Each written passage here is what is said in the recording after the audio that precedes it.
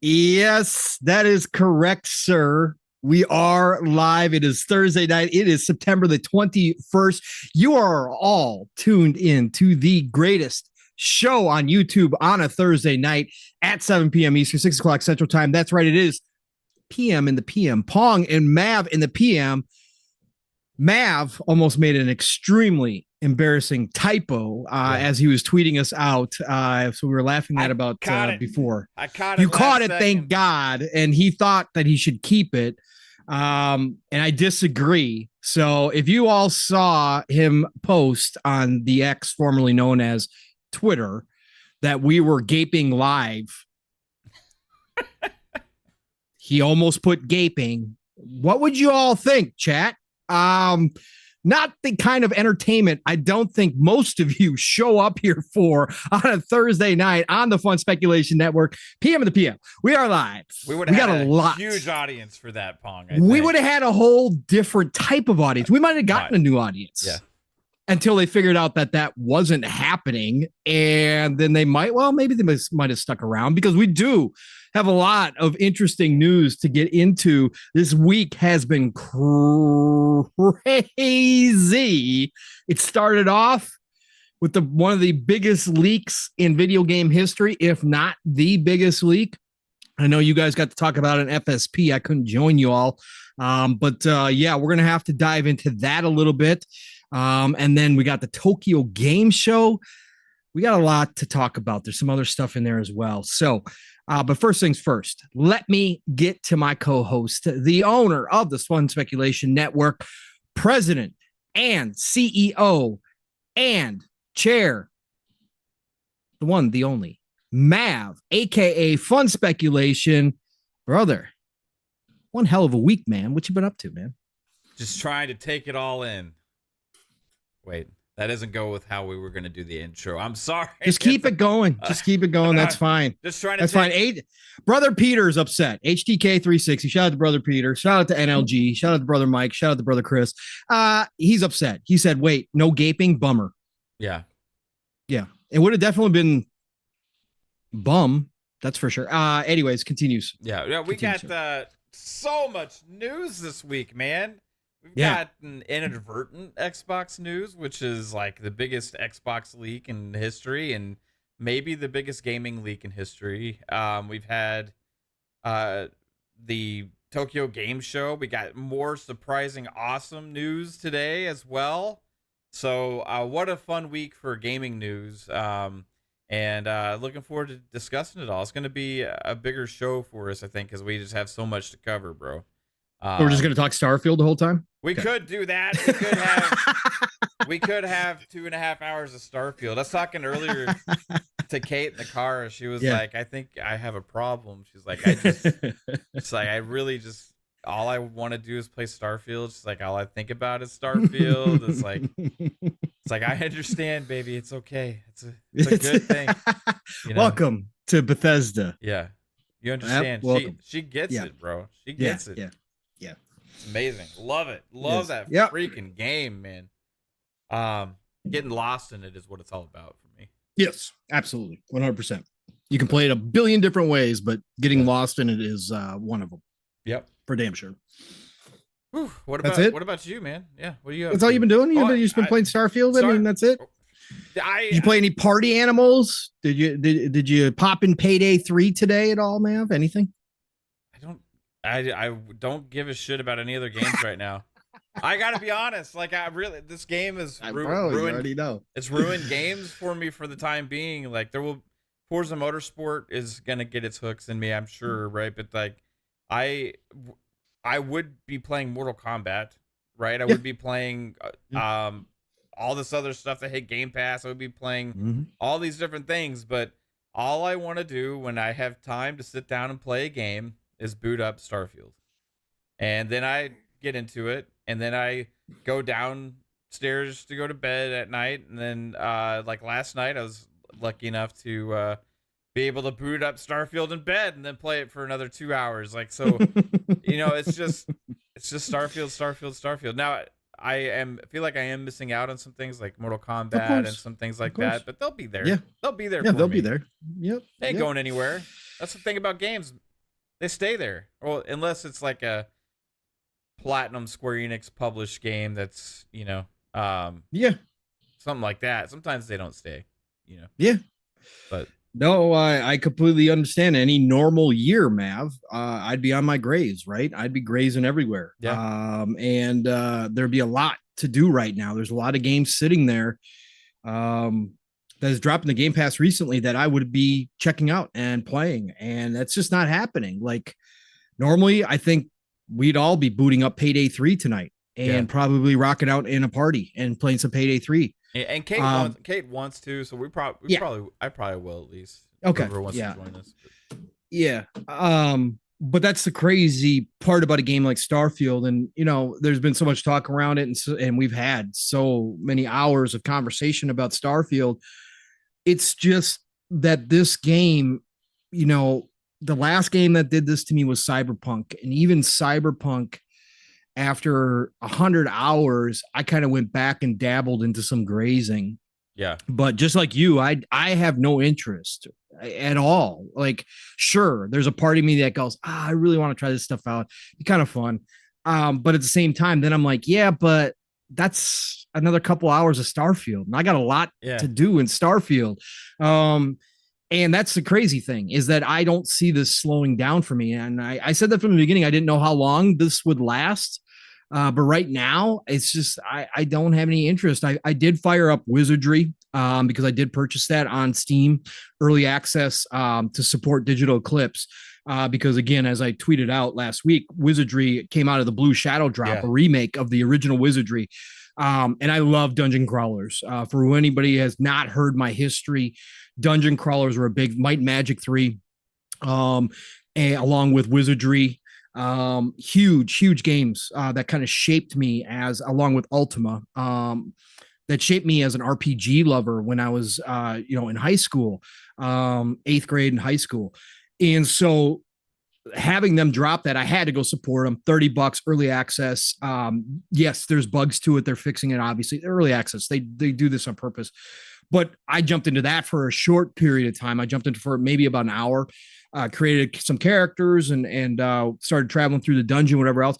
Great job. They just did an amazing job. My God, so many memories came flying back because it's got the Apple II version on the side as well. So like while you're moving, like the green screen is over here and you can actually, make it a full screen if you want to play the Apple IIe version. Just insane memories. But while I was playing Wizardry, I was like, God damn, this is great. I was like, yeah, but I got stuff to do in Starfield right now. Like I've got massive amounts of things I need to get done in Starfield and I want to get back to it again. But yeah, Starfield, again, I know Steele's opinion has now changed over the past week. He was at Game of the Year. I'm going to have an interesting conversation with him on Saturday on Living Split Screen because he tweeted out, he finished the game. He finished it. And he tweeted out today that he gives an 8 out of 10. So I think that means it's probably not his Game of the Year anymore. We'll find out if it's still there, but I don't think so. I think this past week did change his opinion. I've seen some other people have that same thing, and in reverse, obviously, as people play it more, I've seen opinions change about it as well. But it's one of those games, and it's a Bethesda game, and it is what it is. And again, I'm just happy that Steele got to experience it. I'm thrilled that Caitlin's experiencing, her first Bethesda title. Steele still said it's the best Bethesda title he's played, which is saying a lot. So, it's just one of those games. Just for those of us that love this, as we said, Mav, it was made for us. Yeah. And these games come around so infrequently. This size and scope and quality of a game from what I consider one of the best devs in the world, if not the best dev in the world for me, for my type of games. They just don't come around very often. So this is really special. That's exactly what the game's given me right now. I've started the, still haven't done any mainline quests. I started the Crimson Fleet faction quest because I had to, because I'm walking around with over 500,000 credit bounty across the entire universe right now on me. Right. Everybody's out to get me. I can't land on a planet. I can use some tricks to get into Sidonia, because those tricks right now still work. So I can do that, but I can't enter Cydonia. Otherwise I get arrested on the spot. So I have to stay on the outskirts so I can work my ship. So finally, after doing this, because I went full-fledged pirate, raided everybody, went after everybody. I didn't care who you were. I blew up Grandma, by the way, folks. For those of you, I saw Grandma for about the 5th time. And it was like, you know what, Grandma? I'm kind of tired of you telling me that you cooked up something and, I can come on by. So I took her out too. That's how ruthless I have gotten in this game. So I finally had to say, I need a home base. Crimson Fleet will take me. So I started doing the Crimson Fleet. And so far that factions, that those missions, fantastic. Again, acting is overall great. There are obviously points where you go, really? But for the most part, again, with this Crimson Fleet faction, I've already met some really great characters, some very annoying characters, and they're annoying on purpose. And so far the story's really captivated me. I'm reading all the lore. So yeah, I've done that now. So at least I've got some place I can go home and sell all my stuff. I was carrying over 6,000 mass of stuff that I had to get rid of, and it was going to take way too long at the trader, the kiosk, as I call them, outside of Cydonia, because they only have $5,000, and there you got to wait 48 hours. So I was like, yeah, no, I got to go get the Crimson Fleet. So I've got a home now, and so we'll see how far this takes me. I'm really thinking about building outposts next, and getting that started. Eventually, I'm probably going to have to pay off some of this stuff, but we'll see. We'll see where I go. Build a giant pirate outpost on a planet. You can have your own pirate crew that you have there to guard it. Yeah. You can have your own bounty board there as well if you do want to clear your bounties there and stuff like that. Yes. I got to earn some more money. I can imagine what this outpost is going to be like. It's going to be awesome. It's going to be amazing, bro. So yeah, I have no real interest in doing anything else outside of Starfield right now. And that's where I'm at. So that's been my week too, man. Just having a freaking blast. And again, everybody that's moved on or people that are enjoying other things right now, shout out to all of you. Again, there's so many different games that are coming out, and we got more news today about some other games just starting development, some other things. Game Pass is heating up yet again. It seems like the second half of the year, not only are we getting first party Mav, big games with Forza right around the corner as well, but we are also getting some pretty big third party stuff too, at least in my opinion. Not for everybody, but in my opinion, we are definitely living the life right now. So plenty to play. Hope you're all having a great time. But yeah, Mav, let's dive into this. First of all, I'm going to shout out the chat. Do we got any super chats you got to take care of? No, we're good. We're good. Okay. Let me shout out the chat real quick, and then we'll get into some topics, because as we started out by saying, we have a lot to talk about today. We'll see where this road takes us. It's Timmy's in the house. What's going on? It's Timmy. Talos Re's up in here. Sin. What's going on, Sin? Niturnal's in the house. What's going on, Niturnal? The one, the only, the Vic, the motherfucking Click is up in here. What's going on, Click? Thank you for going back to the name. Poison Maniac is up in here. What's going on, Poison? We got the Void Rat in the house. What's going on, Void Rat? He was talking about leaking because he drank too much coffee. I don't know what all that was about, but okay, Void. We got OCDgamer in the house. We got the one and only Dion Hayes joining us on an awesome Thursday. We got Polly Baba. What's going on, Polly? Great to see you, brother. Leah. Oh my God, I can't speak tonight. Leonard Herrera, what is going on, Leonard Herrera? Let's go. Caitlin, the beautiful Miss Caitlin. Again, thank you, Caitlin, as always, for the amazing thumbnail. And of course, tweeting it out, Xing it out, posting it out, whatever you want to call it these days. Thank you for all you do behind the scenes. And of course, much love for your love for Starfield. Who else we got in here? She keeps getting arrested, by the way, too, Mav. She's got a problem like I do. Yeah. Let's go. We got HTK 360, brother Peter. What's going on, brother? No, I did not get Karateka. I know Digital Eclipse just dropped that. Everybody's super excited about it. I have no attachment to Karateka. I didn't play it back in the day. I knew about it, but I never got into Karateka. So no, I did not pick that up. I know they have a bundle on Steam where you can get both Wizardry and Karateka together. And I've heard the Karateka because they do this whole like museum thing. They've got all these old clips and history of the making of that game. It's supposed to be amazing. Everybody that I've seen on X that has picked it up is just saying nothing but great things about it. But I did not get it. Let's see here. Who else we got in here? We got the one, the only Tony Grasso. What's going on, man? Real quick, Alvin. Yeah, I gotta get to Alvin. Alvin, what are you doing, brother? Remember the other day, Alvin had said that if Final Fantasy VII Part 1 wasn't announced coming to Xbox at the Tokyo Game Show, he was gonna drop a 50. There was no other bet. There was like no downside. He was betting against himself. It was great. Thank you, Alvin. Alvin was a man of his word, and hit us with a monster $50 super chat, saying, paying up a day early. I did like the Tokyo Game Show though. Also still deep in Starfield, which I'm gonna finish, but Cyberpunk is calling. I have 400 plus hours in that game. Looking forward to a fresh run with the new perks. Yeah, that's the next one I might play as well. I really want to get it for PC. So I'll be doing that. But besides this insanely generous, overly massive generous $50 super chat, I gotta give a shout out to Alvin as well for another reason. Yeah. Because this man, and I just asked him for permission in the chat. Oh, you did? Okay, because I was gonna bring it up anonymously, but go for it. Yes, go for it. Yes. This man very generously sent his 3080 graphics card to Jasper. Little bro. Because Jasper couldn't play Starfield on his Intel graphics card. Alvin sent Jasper a 3080 graphics card, and one of the most generous things I've seen from this community ever. And like this community is amazing. Love this community. It's especially like Alvin is the generosity that you showed to Jasper there, and just shows the kind of person you are. It's absolutely astonishing, amazing. We all appreciate you and super appreciate what you did for Jasper.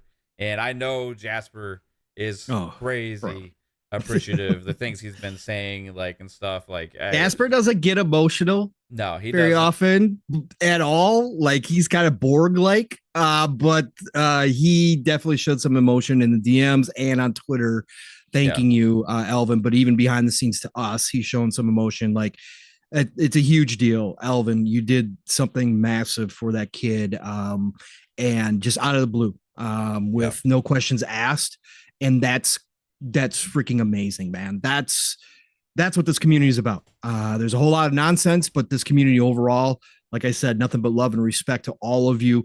Extra special right now to Alvin because of what he did for Jasper, and Jasper is blown away. I'm sure he's probably already told you, but the minute that he fired up Starfield, he was in our DMs going, "Oh my God, the detail in this game." So, it was like I said, welcome to the real Starfield. So it was amazing, dude. I appreciate you, everything you do for the community and everything, man.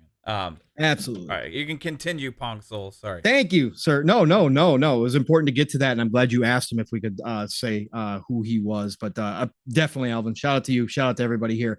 So let's continue on here. We got the one and only Tony Grasso in the house. I know that was the name I ended on, but I'm going to shout him out again because it was kind of cut off there. And of course, we have got Prey Grasso as well. How you doing, Prey? Great to see the lovely couple. Beautiful pictures from the Grand Canyon on the X.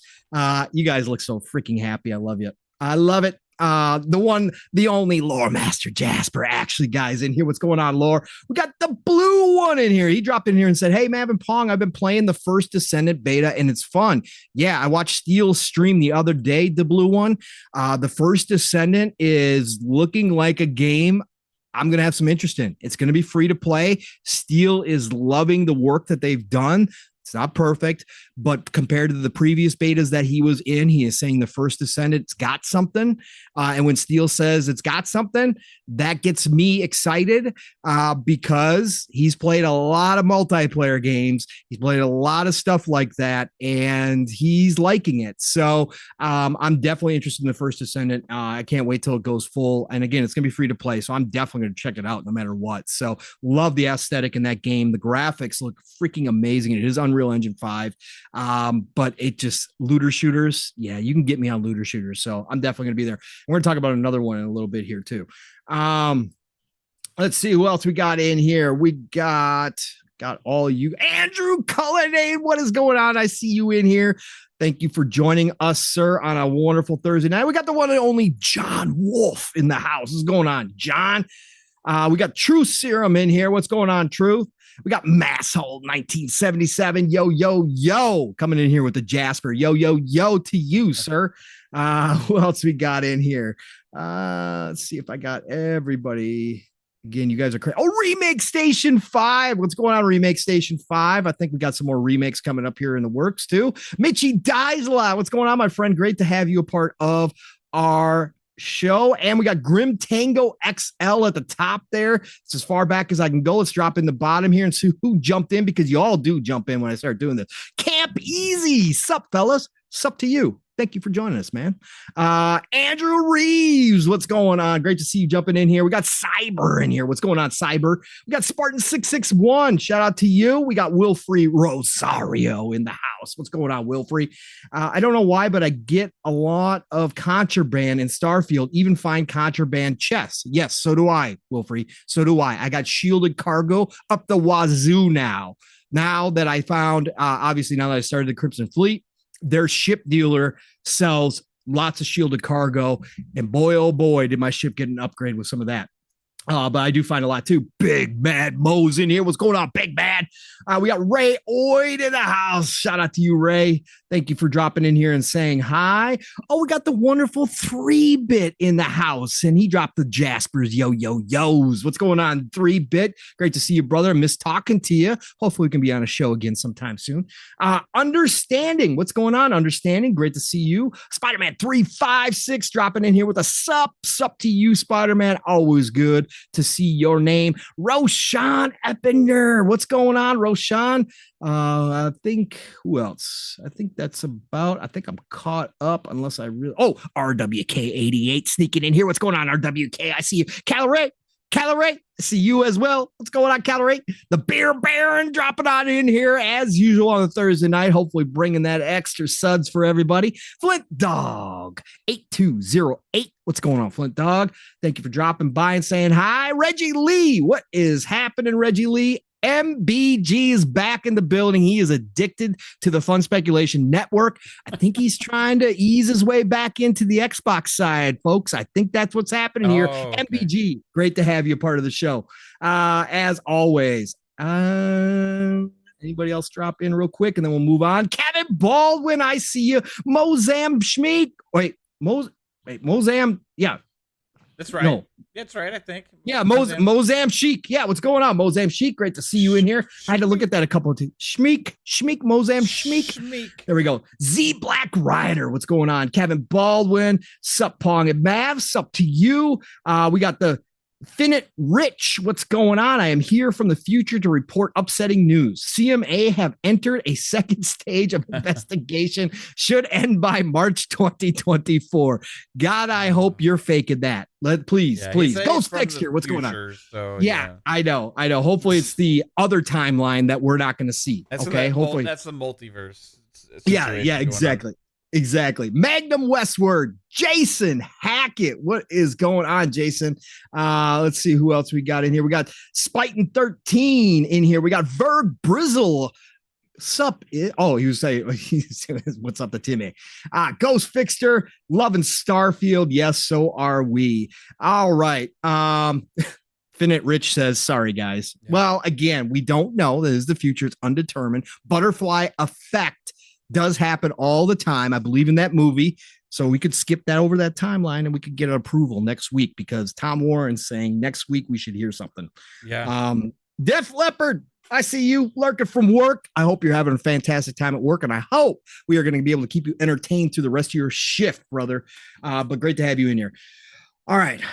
Lots of beautiful people in here, by the way. Thank you all for dropping in here. What an amazing Thursday night here. So, man, we do have topics galore to get into. Yeah. And normally on PM and the PMs on a Thursday night, we do like to get some of the nonsense out of the way and kind of clear the air and then get into a nice flow of goodness till the end of the show, right? That's normally what we like to do. So what's the nonsense this week, Pong? Well, I think we got to talk a little bit about the leaks. Not that it was necessarily negative, although some people certainly, again, those that wear the clown makeup morning, noon, night, wake up, they still have it on because they never take it off. They've certainly twisted a lot of the leaks into negativity. I wake up, I put on my clown makeup. Yeah, exactly. But they don't. They just don't ever take it off. Right. So, so I think we should probably start there and talk. I know you guys talked about it at FSP. A lot of people here, obviously, throughout the week have been, if you've been paying attention, you probably heard a lot of stuff about this, but we do have to touch on it because this is probably, as far as I can think of, the biggest leak in video game history. Now, if you count what happened with GTA 6 and the alpha footage that was leaked, that was gigantic. There's been a couple other things in the past that have also happened, but I think this has got to be right up there. It's got to be in the conversation. Information-wise about a platform holder, for sure, right? For sure, yes. The interesting thing is, as leaky as it was, there's still not a ton of surprises amongst it. Not if you've been paying attention, right? Not if you've been listening to the correct people, right? A lot of this stuff was in the court already. So we talked about some of this stuff, obviously seeing specific internal, PowerPoint slides showing off new hardware, showing off roadmaps. Well, that's a little bit more than we could get. But again, date wise, we already knew from the court, from the previous, all the stuff that we heard when they were public, when they were in court talking about this. We knew that 2028 was when they were thinking about launching next gen. We knew that. That's been a date. Again, the fact that they're talking about potentially a cloud and hardware kind of combo platform for next gen, that they're investigating that was interesting. Not something necessarily shocking because of the way that they've been talking about cloud development. We've certainly talked about cloud development here a lot, Mav, speculating about where that could go, what that could mean. They brought in Kojima. They partnered with Kojima to do a cloud-based game to kind of be the lead dev, or, kind of the face of what can be done in cloud, because Kojima supposedly has this idea that needs cloud development. So we've talked about that a lot, but hearing it from the internal docs and seeing it was a little bit different. And of course, the mid-gen refresh as well. And again, I stress refresh, not a pro edition. People are running wild with this stuff again. This is a straight up refresh. So again, when Phil said they weren't going to do a pro version, he wasn't lying. We all knew a slim was coming at some point. You were dumb if you thought they weren't going to do some type of refresh as far as, getting smaller tech inside, getting cheaper, whatever they were going to do. We all knew that was coming. Yeah, that happens every generation. It does. It's every stupid to think it was. was. Yeah, exactly. And then we got the look at the new controller, which again, you're not going to hear me excited about a lot of this stuff because a lot of this stuff is not going to apply to me. I know there's a lot of people that have been calling for haptics. I could give a flying F about haptics. And that's the honest to God truth. I turn off regular rumble in 90% of my games. I don't care. Again, my hands do not immerse me in a game. I understand. I played with I've tried a PlayStation 5 controller. I flew around with it at a buddy's house. It's cool, but it certainly does not enhance anything for me whatsoever. And I would never use it that way. I don't care what you talk about, Forza, first person shooters, anything you want to throw at me, I could care less. I don't need to feel rain on my hands. Okay. I just don't. It doesn't do anything for me. But I know there are a lot of people out there excited. I know a lot of people are going to be happy about this move. That's cool. So we'll talk about that too, as far as the controller goes as well.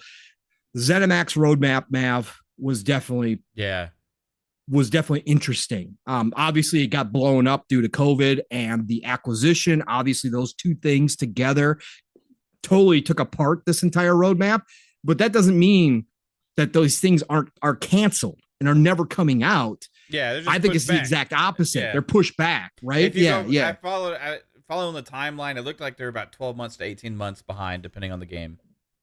Correct. And that's what I kind of figured too. Up to 2 years was my thinking too. Yeah. But So let's start here, Mav. Let's start here with this whole leak thing. And I know you've already talked about it, but I didn't get a chance to listen to you guys on FSP. I was way too busy. I started listening to you guys and then got distracted and everything else. As far as the leaks go, on the scale of blunders, and again, I'm not here to change anybody's mind about who you think is at fault here. I have taken Phil's word. In fact, let me bring up Phil's memo. I believe I've got that in here. Hold on. First, I'll read Phil's statement about the leaks themselves that he posted to X, and then I'll read his internal memo, because I think there's a couple things here that indicate that this was Microsoft. But again, I'm not here to argue about it. I don't care, but I'm going to get Mav's opinion on this blunder overall. So Phil came out and said, we've seen the conversation around old emails and documents. It's hard to see our team's work shared in this way because so much has changed and there's so much to be excited about right now and in the future. We will share the real plans when we are ready. Again, this is going to be a lot of CEO speak. And then kind of what I thought he would say. Yeah, you did almost call his exact words, and you're right. It's pretty standard. His internal memo that people got a hold of, and I'm reading this from The Verge. His internal memo reads: Team, today several documents submitted in the court proceedings related to our proposed acquisition of Activision Blizzard were unintentionally disclosed.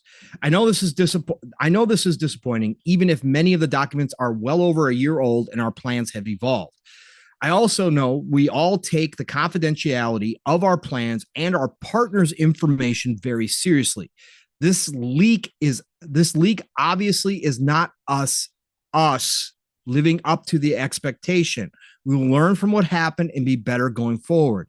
We all put in incredible amounts of passion and energy into our work, and this is never how we want that hard work to be shared with the community. That said, there's so much more to be excited about, and when we're ready, we'll share the real plans with our players. In closing, I appreciate all of the work that you pour into Team Xbox to surprise and delight our players.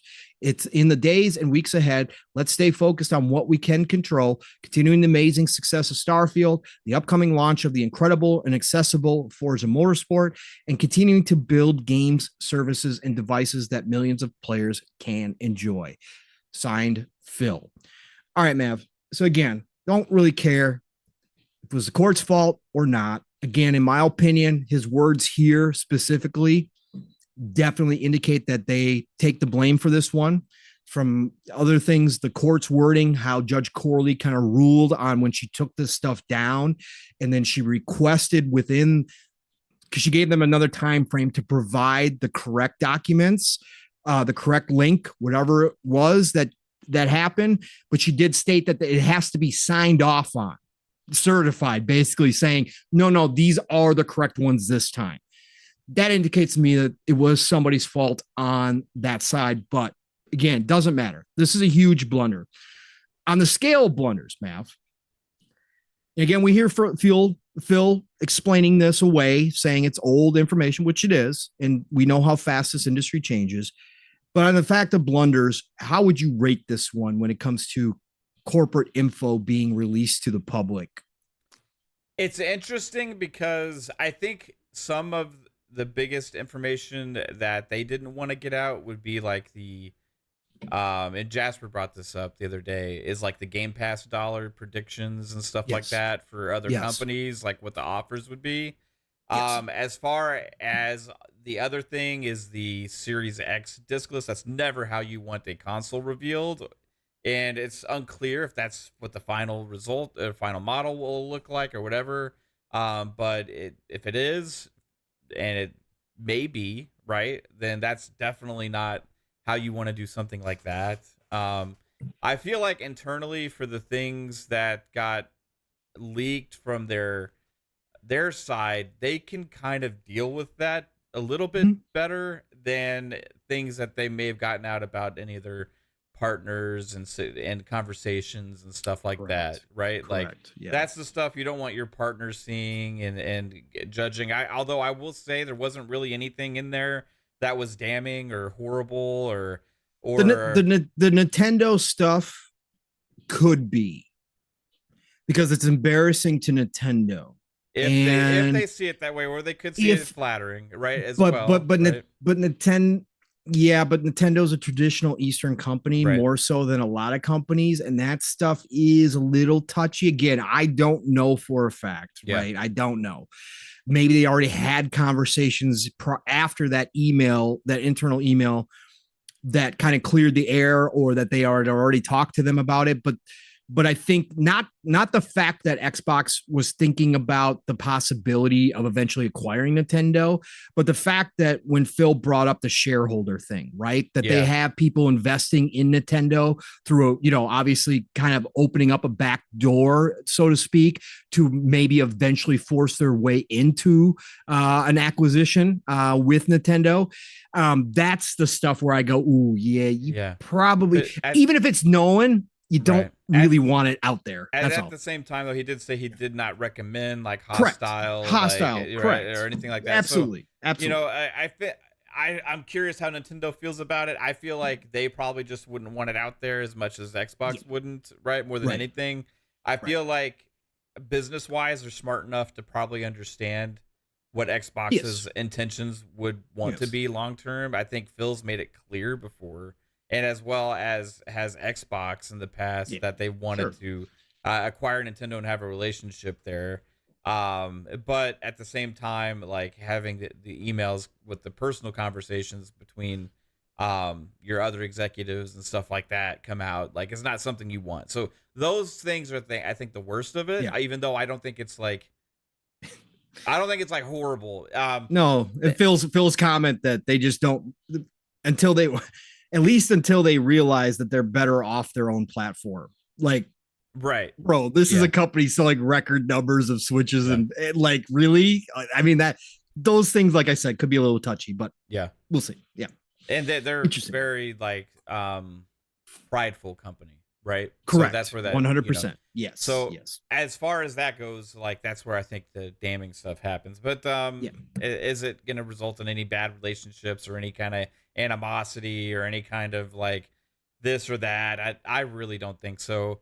Because I think the executives at the companies are smart enough to realize that stuff is happening, and it didn't mean to get out, right? So if it's a blunder for it to happen. But also, is it a huge surprise when this case has been happening for so long? A lot of it has already been discussed within the case and the hearings and stuff for people that have been paying attention, right? So there's not a whole lot of surprises there. Like the shocking thing for us as gamers is the like list of games, getting a glimpse at the controller, the console. The goals for the company, the plans, that's like the other aspect there that's like really interesting to see what their plans were. And this was, I think, May of the big slide that came out, the slide presentation PDF was dated from an email in May of 2022. So that's about 16 months old, but it's not that old, right? Nope. This is a post ABK announcement, right? So they've already had those plans and everything in store. What's changed from there? I guarantee you there's things that have changed. There's goals that may have been met or not met, or things have been fine-tuned. Other things transitioned. Xbox is historically always been a very dynamic, fluid company, and changing plans and things kind of within months to a year of each other. And sometimes things drastically change, and then sometimes they stay the same. So I do have a feeling a lot of that is going to come to fruition. So we'll see exactly what it is that's going to stay the same. It's going to change. But I didn't mind a lot of what I saw. Right. I thought it was like pretty much in line with where a lot of what we thought was going to happen. The most promising thing, if you really want to look at it from a Xbox fans perspective, is like how invested Microsoft seems to be in Xbox, especially also with Satya emails and stuff that had come out. Xbox is kind of like their consumer brand, right? To have a face to Microsoft that is not boring, right? So they're kind of correct, because they're B2B. B2B. Yeah. They're more business, Yeah. obviously. Microsoft, obviously, as a corporation, is more business sided. That's why they found value in having Xbox, because it was definitely consumer based. And having that face that, yeah, like you said, was a little bit more exciting, definitely more hip per se, than some of, we've got a new Microsoft Office coming. Yay. Right. No matter how much Bill Gates and everybody else danced on stage, it doesn't make people excited. Right. So I think Xbox definitely was that line. I want to touch on this right here, man, while you were talking about this, because there was another little tidbit that came out through the transcripts. And I couldn't remember if we had heard this, but the way the community reacted, I don't think we actually heard Phil's words about this, but maybe we did. Maybe you can tell me if we did or not.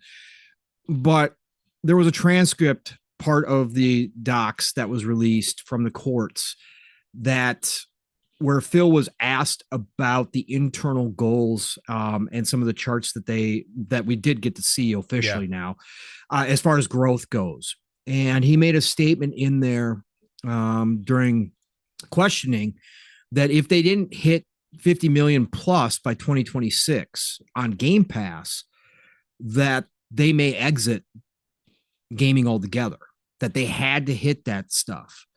And he was pretty clear in his words. There wasn't a whole lot of dice in this stuff.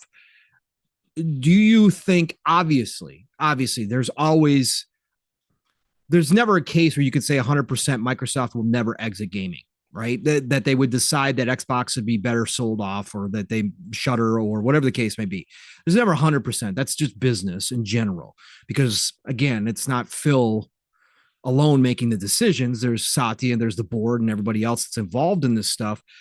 So you can't guarantee it, but tech companies, nothing's ever on or no matter what, even if it looks good. I mean, again, we've seen Google and Microsoft both ditch things that seem to have some potential, right? And they just shutter it and be done with it, right? So for you, when you heard this transcript or saw this transcript, did it catch you off guard? Do you take it like seriously, or do you think that Phil was just answering the question honestly, and they've had those internal conversations, with Satya, with some of the board, or whatever the case may be, that, hey, you guys got to hit these goals, otherwise we might have to think about this whole gaming thing? Where are you at with that? Because you have talked about during this conversation how much this kind of showed that Microsoft is investing in Xbox. Do you think, honestly, in 2.5 years, if they aren't hitting a 50 million plus Game Pass subscriber base, that Xbox, that Microsoft would come down and say, guys, had your chance, wrap it up. Yeah, we know we just spent 70 billion on Activision Blizzard a couple years ago, but you know what? Wrap it up, close it up. We got to start selling.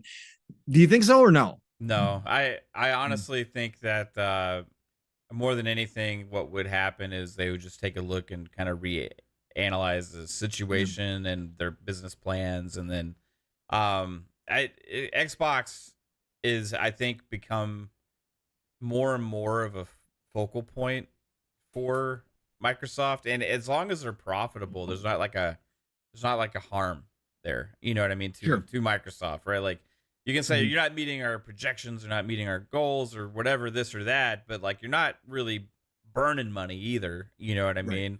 And I think with ABK is going to enhance some of that as well. And if you're to ask me another question, do you think that they're actually going to hit 50 million by 2026? I would say yes.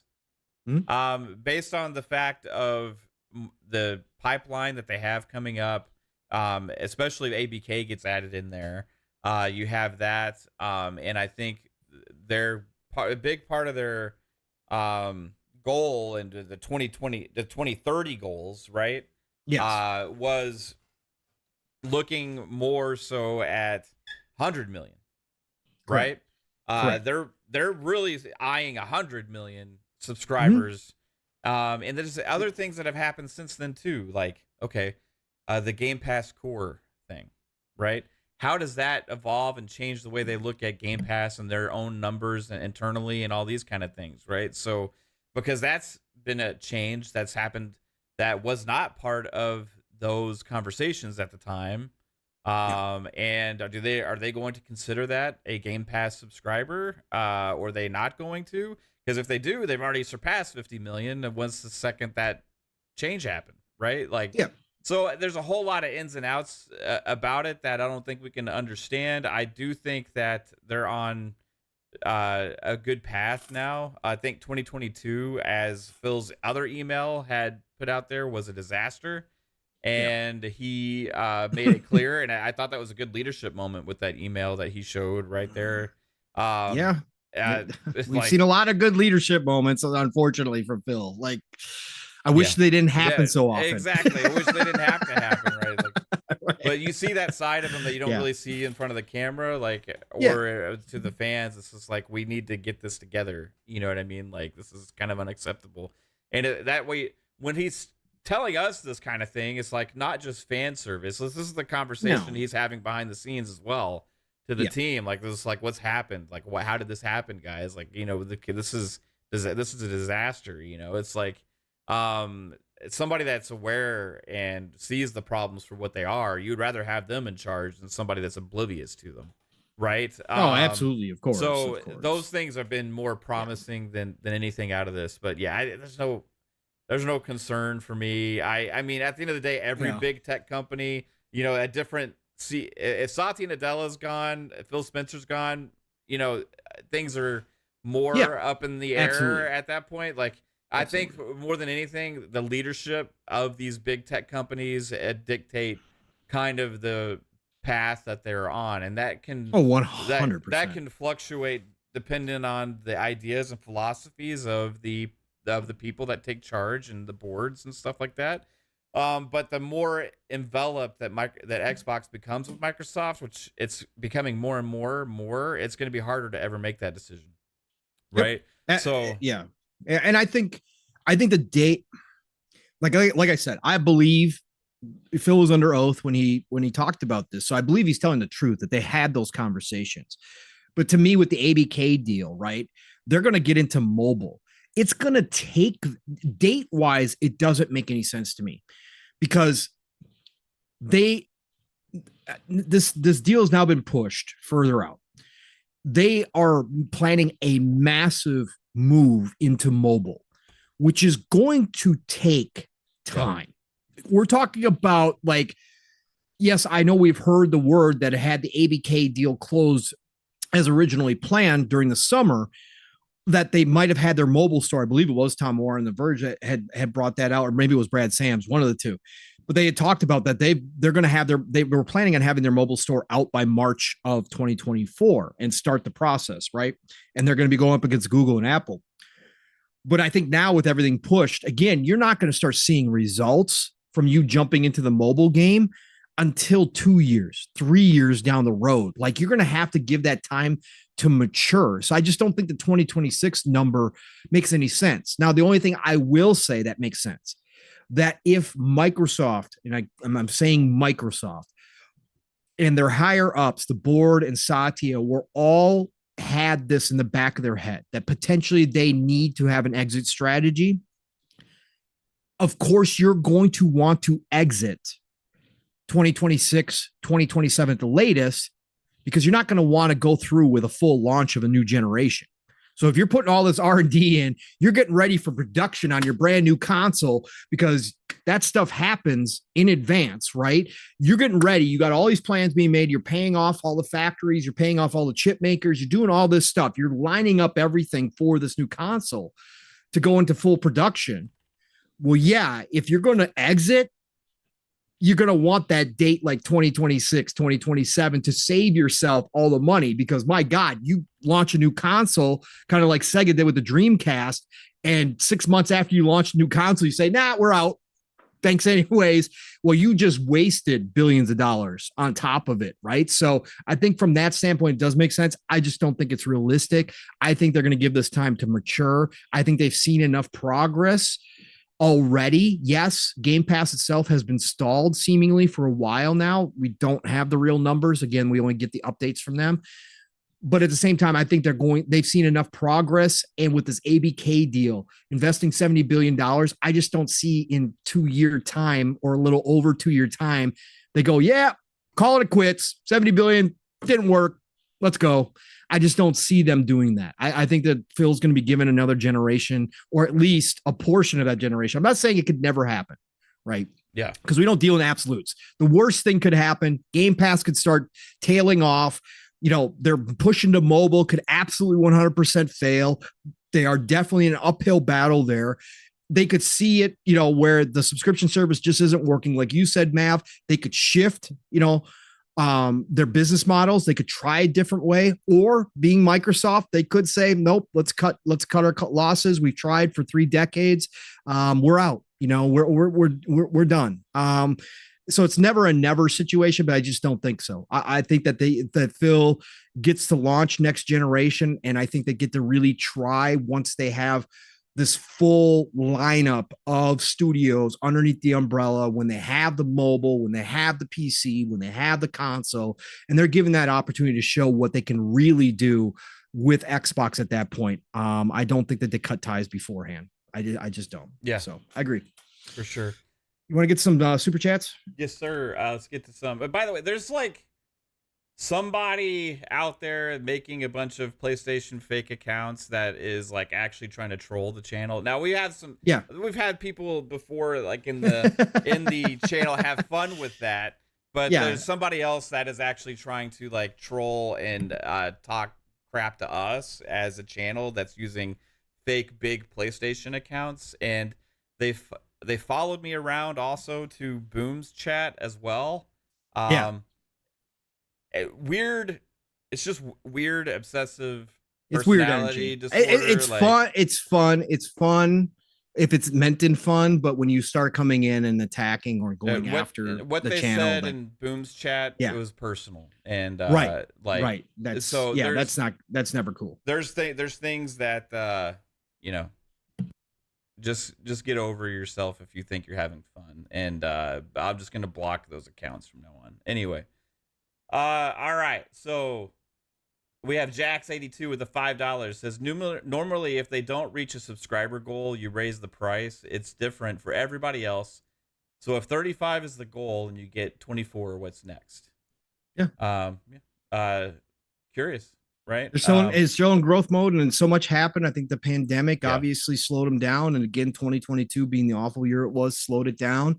That's their responsibility, and they've got to make up for it. And we're going to talk about a little bit about what they're doing here, that we've already started seeing. And again, with Starfield and Forza right around the corner, some of the announcements at TGS that are for the Eastern gamers more so than the West, although some of us love those games. You can see them. They're getting back into full swing again, exactly what we thought they were going to be prior to, COVID really cutting everybody off at the knees, right? And of course, this ABK deal slowing down everything. So I think we're going to see this now. I think they bought themselves some time just due to the circumstances. I think that Satya and the rest of the board are probably sitting back going, no, we kind of get it where you guys are at. Let's see what you can do when you're under full production. And I think that's where we're getting to now this year, and obviously next year, and 2025 looks fantastic as well. So sorry, I didn't mean to go off there. No, but yeah, you're fine, man. I think there's time. Hush Al Ghul with the $2 says Game Pass was Phil's idea. That is why he leads Xbox. Yep. He sold Satya.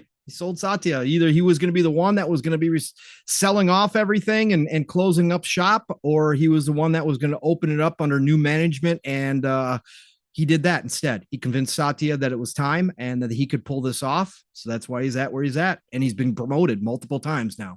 So he's the head of Microsoft Gaming, no longer just Xbox. It's big. Yeah, it's big. Spartan661, member for 2 months with a $5 super chat as well, says, I'm so happy that Phil has proven that he is on the board, ready for Microsoft. He isn't just sitting at the kids' table anymore. Hashtag P3 will be head of Microsoft. Head of Microsoft. That would be insane if that was his arc, was to eventually take over when Satya walks at Microsoft. Like that would be insane. If one thing has shown though, Matt, through all these leaks and through the court process and everything we've been through, because even us, I think I could speak for both of us here, because we had plenty of conversations 3 years ago about this. The Kumbaya Phil, right? The nice guy Phil, right? The public persona that Phil does have, which is a part of being a CEO, which is a part of being the face of a consumer product or line of products like Xbox, right? You do have to put on some airs. You do have to kind of present yourself in a certain way. Now, everybody kind of does it their own unique way. Obviously, Jim Ryan is totally different than Phil. But the fact is, he came off with this kind of persona that people used to get down on him about. Kumbaya Phil, we heard that for 2020, especially in 2021. Does Phil have that killer instinct? He seems like such a nice guy. He's always talking about the industry as a whole and all this kind of stuff. All these emails, all these behind the scene peeks that we've gotten behind that curtain, him and Booty, both. I'll conclude Booty in this. They're showing behind the scenes. These guys are business guys, Mav, and they are competitive. Yeah. And they are stone cold killers, right? They legit are snipers within Xbox, and their plans internally, they are something different than what they talk about. Well, not necessarily what they, not exactly different from what they talk about publicly, but definitely a different kind of perception of how they look at things behind the scenes versus what they say to us. Their path to get to what they've always talked about. They smell blood, man. They're sharks. They're sharks, man. They're going for it. Yeah. It's been pretty interesting to see that. Yeah, for sure. Was there like anything like that? What was the most surprising thing for you from the league? Well, not the refresh, but the design of the refresh. Yeah. If that turns out to be true, and again, that could have totally evolved. That could have been early on. Yeah, the design, the Alexa, the Amazon Echo. Yeah, the cylinder going away from the box, because for the most part, again, I don't care about console looks. Sure, if they came out with something like that lit up everywhere and had all these LCD screens and looked super cool, would I be like, yeah, man, look at that? But like we've seen it with PlayStation 5, you can over design a console as well. Where the Series X, and I didn't have a problem. I kind of liked that monolith look, right? I kind of liked how it just kind of it blends in with everything in my entertainment center. It doesn't stand out per se, but it's not an eyesore in any way, shape, or form. It's a black box, kind of what I wanted. So redesigning it to a cylinder, especially after on top of Mav that they just came out with those cool new case covers, right? Right. For the Series X. I was kind of like, not that they couldn't design another one that works on a cylinder, but I was kind of like, nah, man, don't change it. You can shorten it, right? You could cut it down. If you guys got a new airflow system, you could cut it down, or if the chips inside are getting smaller, and you don't need as much air in there, make it smaller, make it shorter for me, but I don't necessarily need it to be a cylinder. And I don't know, cylinder for years for doing it that way. But yeah, I just see air. I see, air filtration systems. I see trash cans when I see a cylinder. I see Alexa, like you say, or whatever. I just don't see a console. Yeah. Obviously they can do it because they don't have the disk drive in there. So the cylinder works. Maybe that's why they did it, but we'll see. That's probably the most surprising thing outside of ZeniMax's lineup, outside of a couple more games that we found out about. That one right there was the big one. Do you think do you think that is going to be the final design?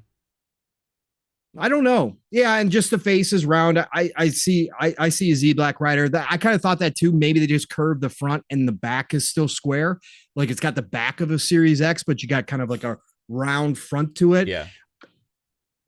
That still would be kind of weird for me. Like, why did you round it off? But anyways, it doesn't matter. What'd you just ask me? Sorry. If you think that's going to be the final design for the redesign. I mean, refresh makes sense. We all saw that coming, right? So if I had to bet today, I would say it is. The fact that they printed internal documents with that design as a PowerPoint presentation, which is with that looked like if you're still debating shape, you don't usually do that. You'll just put, hey, the Series X refresh, whatever you want to call it, right? You'll just put that in a power slide and describe it, right? But you won't show it off. But to show it off internally, like you're selling this internally to your people, yeah, I think this has got to be pretty close to the final product. I think it is, because that means that they tested a lot of different shapes and kind of different lineups as they were going through R&D with it, and I think that probably worked the best for them. Maybe there's some tech stuff behind it why they're doing it as well. We'll probably find that out later, but yeah, I think that's probably going to be the final result. So another question about this that I have for you, the diskless Series X, right? Which I said they should do a diskless Series X from the get-go. This is going to have more storage and stuff on it. That's why it's going to stay the same price, right? So part of the presentation was end of life also for the current Series X model. So what would you think the solution is for people that have a lot of Xbox Series X games or backwards compatible libraries? Like, you know what I mean? Series X like me. Keep your Series X like me. I got too many discs. So I guess if they're not going to continue the Series X line as far as the disc version, unless they're willing to do what Sony supposedly is doing and have a detachable disc drive for this thing, right? Which wasn't shown in any of the slides. Nothing hinted at that. So I'm assuming that's not the case. I'm assuming this is their move, their transition, Mav, to all digital, which I have conflicting thoughts on it. I understand I'm mostly digital now, but I still do have this whole disc collection. What are you going to do for all the people for the backwards compatibility when you guys talked about it nonstop as a priority? You made this a priority. What are you going to do for all the people that own discs? Are you going to convert all those games over to digital versions for everybody? How are you going to do this? But I think this might be their move towards the next console, which could be completely digital if what they're talking about comes to pass. And they could be transitioning everybody, just getting everybody set to say, hey, no more disc drives. I would love to see them come out with an optional disc drive for the people that don't want to give up their collection, but do want to upgrade to this refresh. I just don't know if they're going to or not, man. I don't know, Mav. Like I said, I'm conflicted because I understand where the future is going. I'm not one of those dudes who are like, oh, this is the death of everything. This is the death of the industry, all that kind of stuff. Like, if you think that, just get out now, find a new hobby. Again, I'm not going to tell you what to do, but if you're talking about that stuff, then just, you better start thinking to yourself what you're going to do with your life if you hate all digital, because everybody's moving that way. So I think that's what they're doing here, Mav. And I think they're just going to tell you to keep your Series X if you got discs. Interesting, which means next generation. But that's my question for that. That's my biggest concern is, okay, you guys preached this backwards compatibility. You preached conserving, all of this history. You've done great leaps and bounds, but then you're just going to tell everybody next gen, sorry, our new console's all digital. Everything going forward is going to be digital. We're not going to have discs anymore. If you got a library, keep your old hardware around. I mean, that seems kind of contradictory to me, or hypocritical, whatever you want to say. I would like to see them have an option for something. I don't know how you do it, but they talked about this during the Xbox One launch about having this digital, being able to, potentially convert, your physical to digital. When they were talking about that, maybe they bring that back in some form and they allow everybody to do that. I don't know, Mav. I don't know. It's going to be weird. It's going to be a strange situation if they do that. It'll be interesting. I know that's caused the most uproar from people, like wondering about the, future of that kind of stuff. And personally, for me, it's not really going to have much of an effect at all. I do understand that there's people have large libraries of disc and stuff like that that'll be affected if there's stop eventually releasing options. Now, I think there'll probably even be some kind of hybrid offer for a long time, or optional thing, right, for people for a long time. So maybe they're coming up with some solutions. Phil's come up and had comments about he would like to find ways to do some of those kind of things that you discussed. So besides that, it's gonna be interesting. But I kind of feel weird about the cylinder as well. I don't like. Yeah. I don't love it. I don't hate it. It's just like it's just what it is. I'm curious about the size of it. We don't really have a sense of scale, right? No. For the size of it, that's going to matter a lot. It should be smaller, obviously. You know, I would think. Yeah. So I'll probably end up getting one, maybe two eventually, as I, you know, trade up some of the Series S's or something to those, right? You get more storage out of it as well. So if you have like old Series S's, going up to that would be a big upgrade. But the Series X discless wasn't the only console that was leaked. Is also a newer version of the new Series S that we just got, also with more storage and also with some other enhancements. But the other enhancements were mainly Wi-Fi. You know, you have the USB-C drive on the Series X, and then the controller, right? Which is their big thing, is they really push the controller on there. I want your thoughts on the controller, man. I already kind of gave my brief thoughts. Honestly, I don't care. This is not a controller I'm interested in.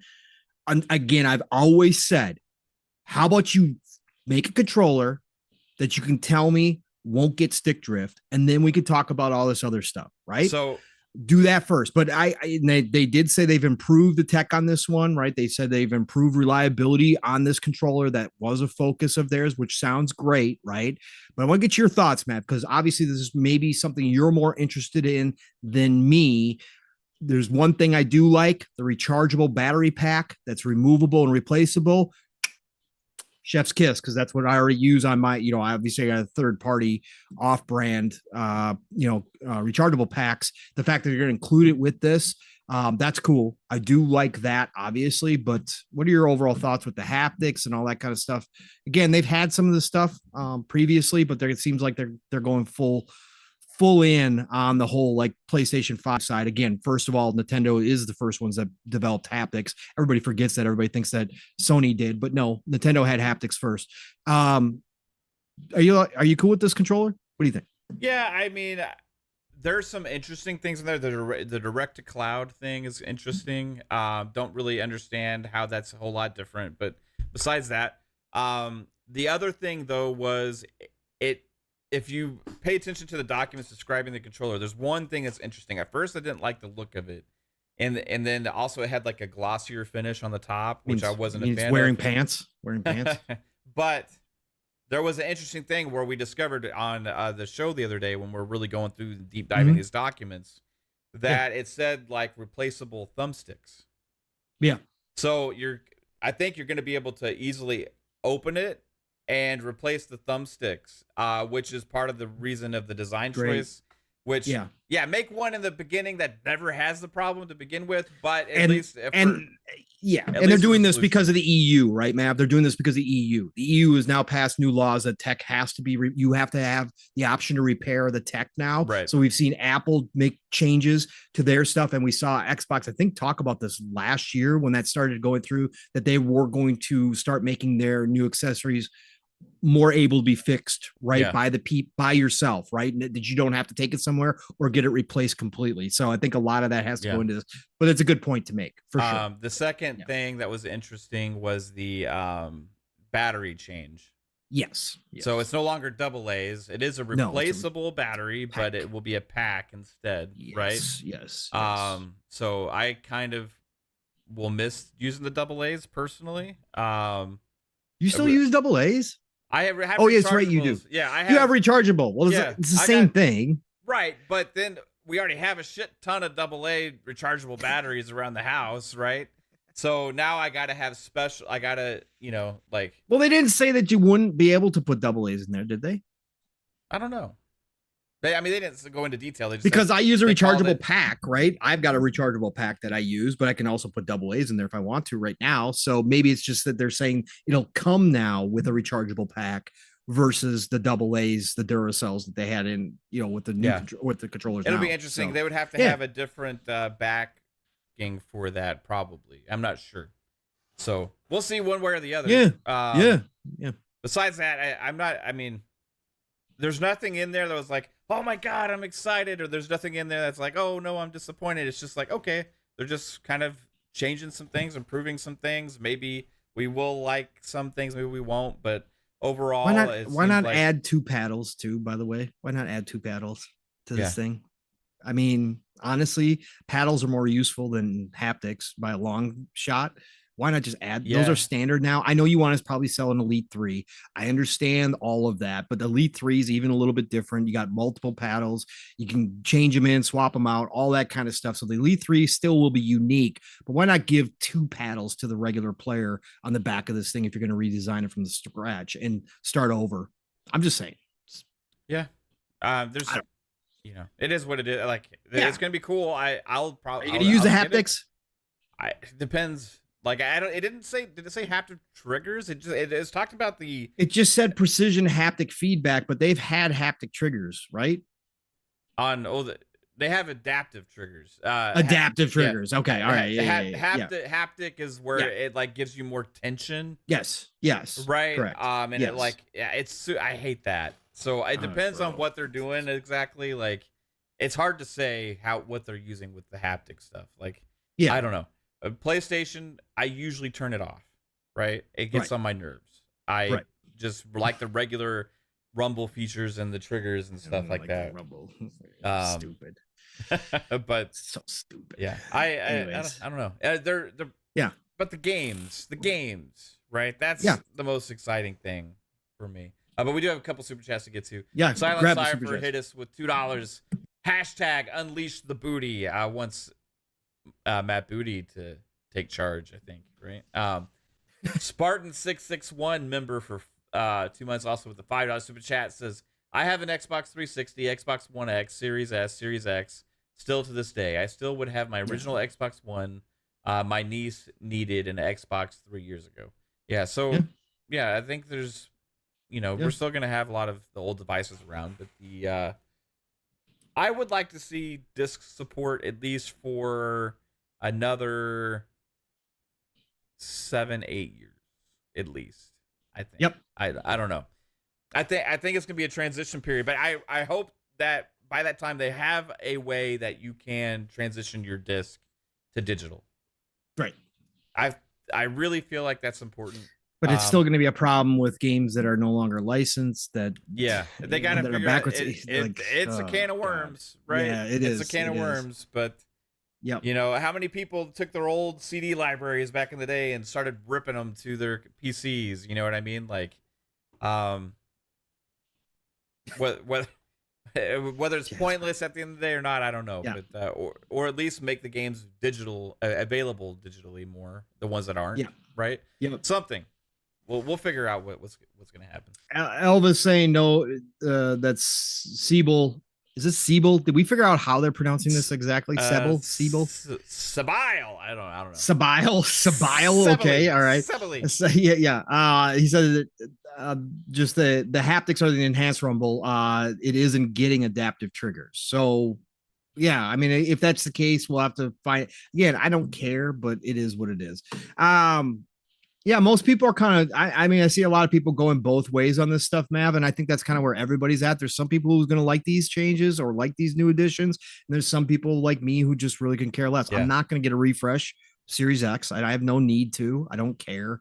It is one less thing that I have to consider now, since they're not going to do a pro model. So if they continue forward with this, if that hasn't changed and they're not going to do a pro model, I'm cool with it. That means I don't have to do any mid-gen refresh. Sweet. Awesome. So, but I think that it's pretty split in the community about who's excited and who's not.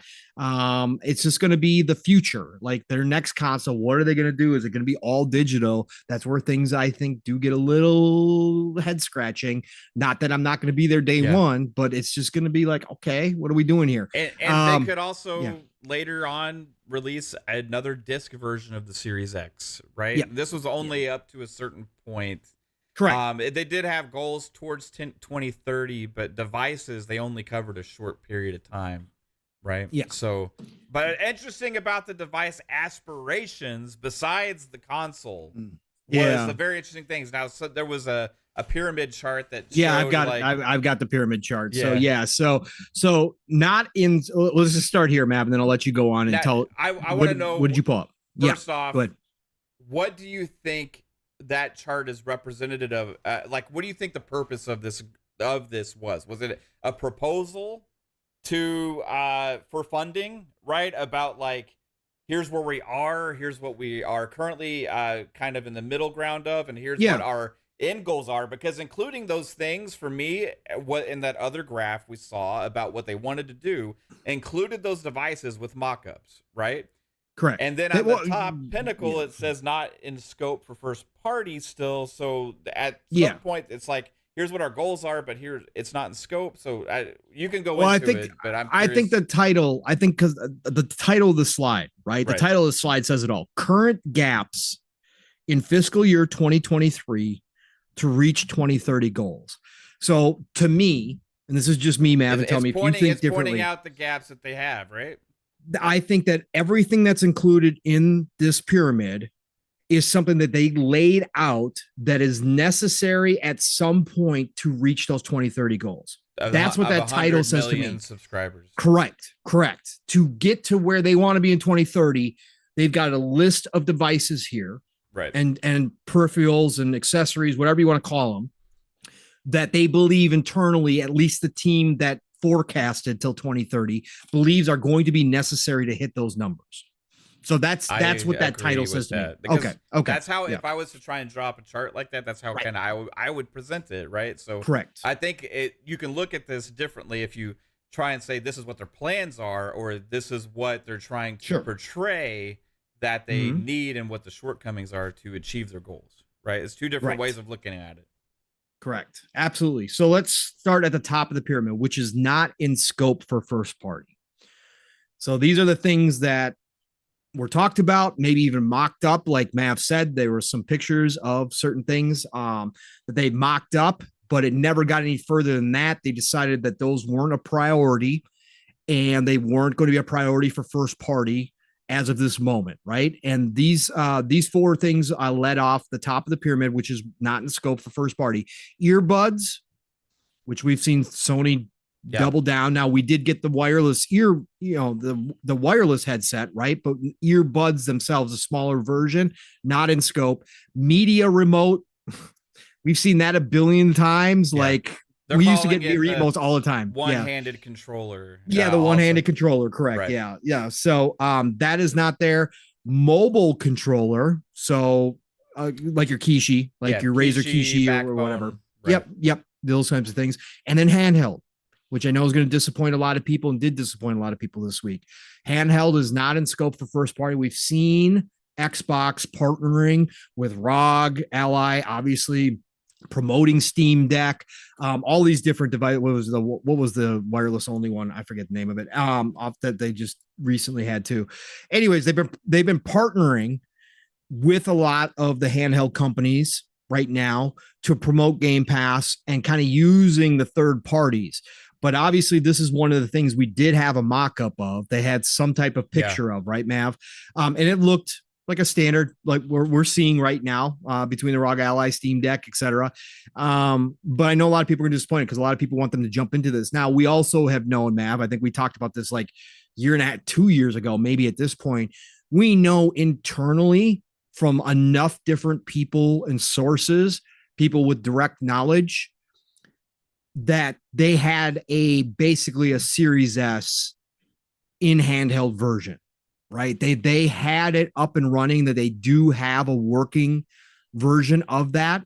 So I believe they got to the point of R&D. The problem is that, like most things, they found out heat and battery life are your two biggest issues right now. So until the tech catches up, I don't think they're going to go into the handheld market. But obviously, internally, to hit those 2030 goals, they do believe that the handheld would be one of the things necessary to get them to that goal, an actual Xbox branded handheld, which I agree with.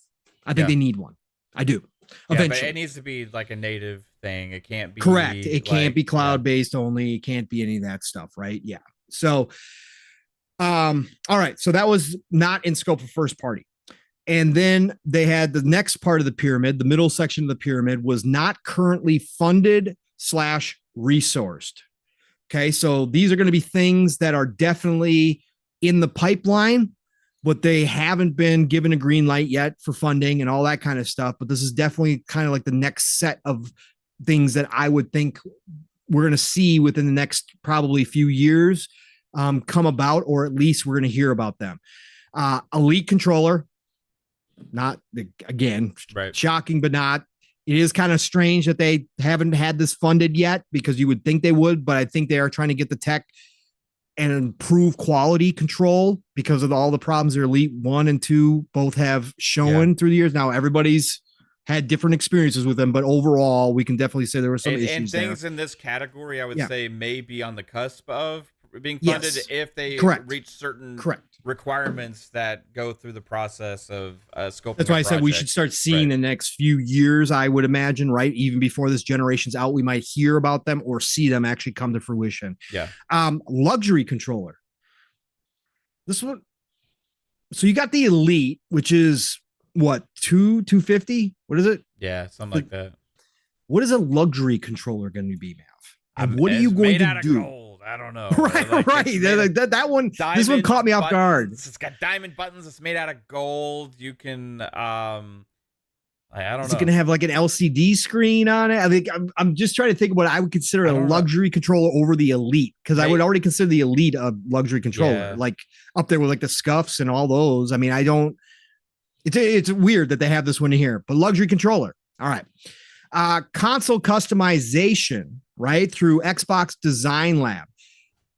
This one sounded like it was further along, and that we may hear about this towards the end of this generation, going into next generation with their next console, right, Mav? Design Labs, obviously, everybody loves Design Labs controllers. I've got mine back here. I never do that. I never cut, but I had to when they brought back Design Labs. Got the Pong Soul colors on it and got my name on it. But everybody's been calling for this, right, Mav? Let us design our own consoles. Why not? Let us, it's not going to have the biggest amount of options, but if somebody wants a damn blue Series X, why can't you get a blue Series X, order it up, pay the extra money, and get that shipped out to them? Yeah. Let's do this. Like, this makes sense. Yeah, like, I think this is, there's a market tag on it, all that. Put your gamer tag, all that. Bro, it'd be so damn cool. Like, this is an easy one, I think, personally. And it seemed like a big part of their plans, because it's on the other slides and stuff too. It's just they're in the process of getting funded for it, probably, and have to meet some guidelines and goals, profitability, whatever. Yep.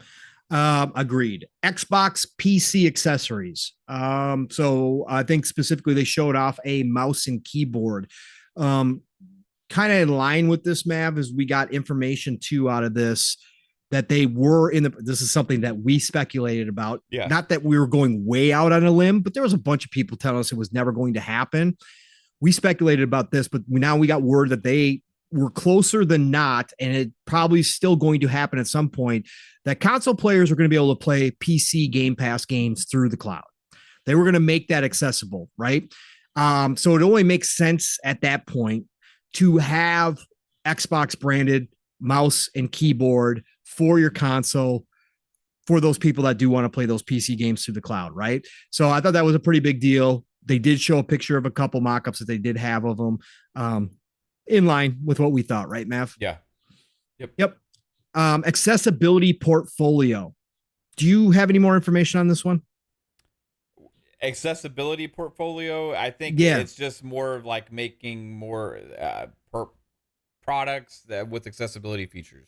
That's what I kind of thought too. I didn't know if you guys, if you had seen any more. No, I didn't know if you had seen any more. A little bit. Like there was another part in there where they kind of talked about that and just a couple in like a sentence, but it was more of the same, just like increased accessibility, like that. They left it at that. Options of different. Yeah. Okay. Makes sense. New cloud server blade. Okay. Again, server blades. I think pretty much everybody here understands the concept. Is this an upgrade, update, maybe 4K? Because obviously we know other, cloud-based subscription services are offering 4K, right? We've heard PlayStation is going to offer 4K streaming. How viable that is in this current day and age where most people do not still have a stable internet connection, I don't know. But obviously, I think that's probably what that is. Repairability and sustainability progress. Again, that goes back to the controller. That goes back to what Mav and I were talking about earlier. EU and a bunch of different countries are passing laws that say that you have to be able to repair your own devices when it comes to tech devices. That is stuff that is moving forward. They all have time frames in which their devices have to be able to be repaired at home in certain circumstances. So obviously, I think Xbox is working towards that. That's obviously something they have to keep in mind because it's going to be a law. So they have to be able to, they have to comply in those countries. So I think that's what that has to do with repairability and sustainability progress. Audio portfolio expansion, Waterloo and Mills, which were two code names for different audio devices. Correct, Mav? Yes. I believe so. There was another. Yes. I got a question. This isn't on the same slide. Yeah. Right? Yeah. But there was a paragraph on one of the slides that had kind of us stumped, and it was in the 20 to 30 goals and talking about things that they need to do. And one of the goals was, and I'm gonna try and remember exactly what this says, but it was to it said regrinding and mitigate obsolescence using Feng Huang. Now, we Googled Feng Huang, and it's like a mythological bird. Now, mitigating obsolescence would be like trying not to become obsolete, right? Right, obviously. And then but regrinding, didn't know what that has to do with anything. Like, obviously, this is a presentation that was probably made and explained this stuff. Correct. Obviously, right? yes. But that's kind of left us stumped. Like, what is that? What is Feng Huang? Is it a Chinese company? Like, if you Google it, nothing shows up there, right? Like, so, but if you look it up, it's a mythological, like a phoenix type bird, and it said like mitigate obsolescence, regrinding and mitigate obsolescence, mitigation of obsolescence, basically. And it was like, what does that mean? Like, I don't know. So just curious if you had any thoughts or different thoughts about that, because that's the one thing we kind of went through. We kind of like figured most stuff out, right? But that one didn't make any damn sense. Yeah, that's weird. I was just looking up if there was any definition. Resin blend injection molding process is essential. So there's obviously very techie stuff. Regrinding is a process that involves using a resin blend in the injection molding process. It essentially means using a resin pellet that has been produced by chopping or grinding larger chunks of plastic that were produced during a previous molding process. Makes sense. So reusing, not using up the excess, like right? Or the materials, right, recycling the materials, right? Basically, these chunks could be remnants of an earlier molding operation or non-conforming or rejected parts or leftover parts. The regrind is then reused by blending it with pellets of the virgin resin and then molding the parts using them to blend and mix. But that doesn't fit with the second part of obsolescence, right? That doesn't. Yeah, interesting. Okay, so here but maybe it says customization in our core build process. This is part of the customization in our core build process. Process, yeah. So it says regrind and obsolescence mitigation with Feng Huang. I'm thinking Feng Huang might be a project term or code name. It could be, and it could be a part of their it could be a part of the actual manufacturing process that they've code named, right? Because that first part, now that you've read that out, does make sense with the regrind, right? Because they said it was part of the core, right?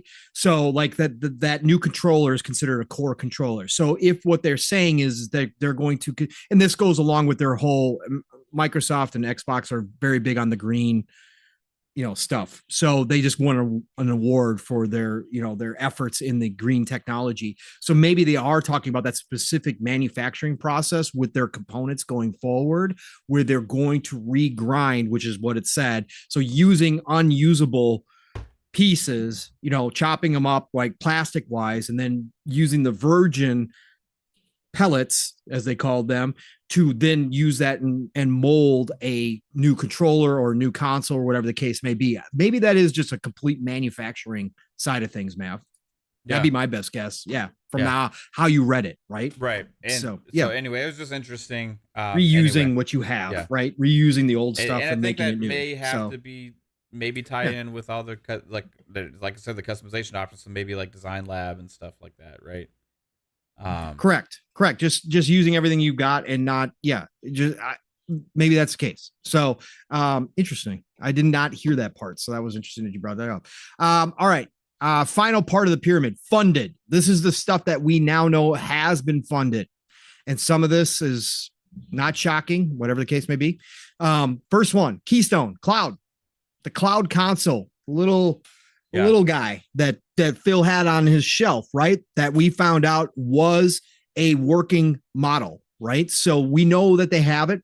Phil addressed it and said, yes, we were planning on launching Keystone, but they want to wait a little bit longer tech-wise, right? Is basically what it came out to be. And maybe it's because the Cloud didn't take off as much as they thought to. We've heard that in the documents and all that kind of stuff as well. That Cloud usage is mainly used for, downloading demos or playing the game while you're having it download to play natively. That most people internally from their conversations aren't using it as a full-time experience to play Cloud, right? To play the games. So maybe we know it's funded. They had a workable model. That all makes sense. Phil said it's going to come out later. When? I guess we'll have to wait and see for the rest of the generation, right? Gen 10 investigations. So R&D for next generation, right, Mav? Yeah. I'm not wrong right there. So they've started R&D on the next gen. Yeah, is what they're saying, which we know. Yeah, and they're 2028. We have 2028 a year for that too. What we had heard already. Yep. So which would make sense, an 8-year gen, right? With I still 2020 think they should launch 2027. Yeah. I hope Phil's evolved. If they're not, if Sony's coming out with a Pro, and I'd like to see them launch early. What would be the most likely things out of this that's changed? Because what I said before was like, if Xbox makes a statement, they're all they can really say is that like, things got leaked. Some things are obviously changed, and we'll let you know what our roadmap is in the future, right? It's kind of like what Phil said afterwards when he made his statement, because that's all they really can do, and the goal hopefully for the consumer is to keep us guessing about what's real, what's not. Of course, and obviously they're like, the worst thing they could do is say everything in there is real and that's our roadmap, right? So enjoy. I mean, they're not going to do that, obviously, and I don't think they could have stayed completely silent. I mean, they could have, but like, it was so big that not likely. But like, what is the most likely that's changed, do you think? So this is 16 months ago, right? Yeah, I think that what they're looking at doing for next gen on the console, where they were talking about this mix of cloud development and native hardware gaming. I think that could have evolved, and I think that's why Phil uses that word evolved, Mav, because what has Microsoft done in the past 16 months? They have bought into AI. Mm-hmm. Huge. The corporation has, right? They've invested heavily. We just got a whole conference today where Microsoft was talking about AI integration into their software now. I think it's probably evolved there, and that AI, and I know that was in one of the documents, they talked about having perhaps machine learning AI chip inside the hardware for next gen. I think that's probably evolved, and I probably think that they're looking further to be able to take advantage of AI in development going into the next generation, and then thinking about how long next generation could last. I think they want to make sure up front that they have the right stuff in there to be able to do that as that expands and grows, even if it's kind of in its infancy stage right now. I think they have to look at that seriously, what that means, like not just 5 years from today for the next gen console release, but 10 years, so 5 years into the next generation, right? What's that going to look like? What do they have to be ready to take advantage of? And I want to make sure, I think they want to make sure the tech's in there. Outside of that, I don't think they're rethinking the pro aspect, even with Sony's, kind of smoke right now that they're going to have a pro.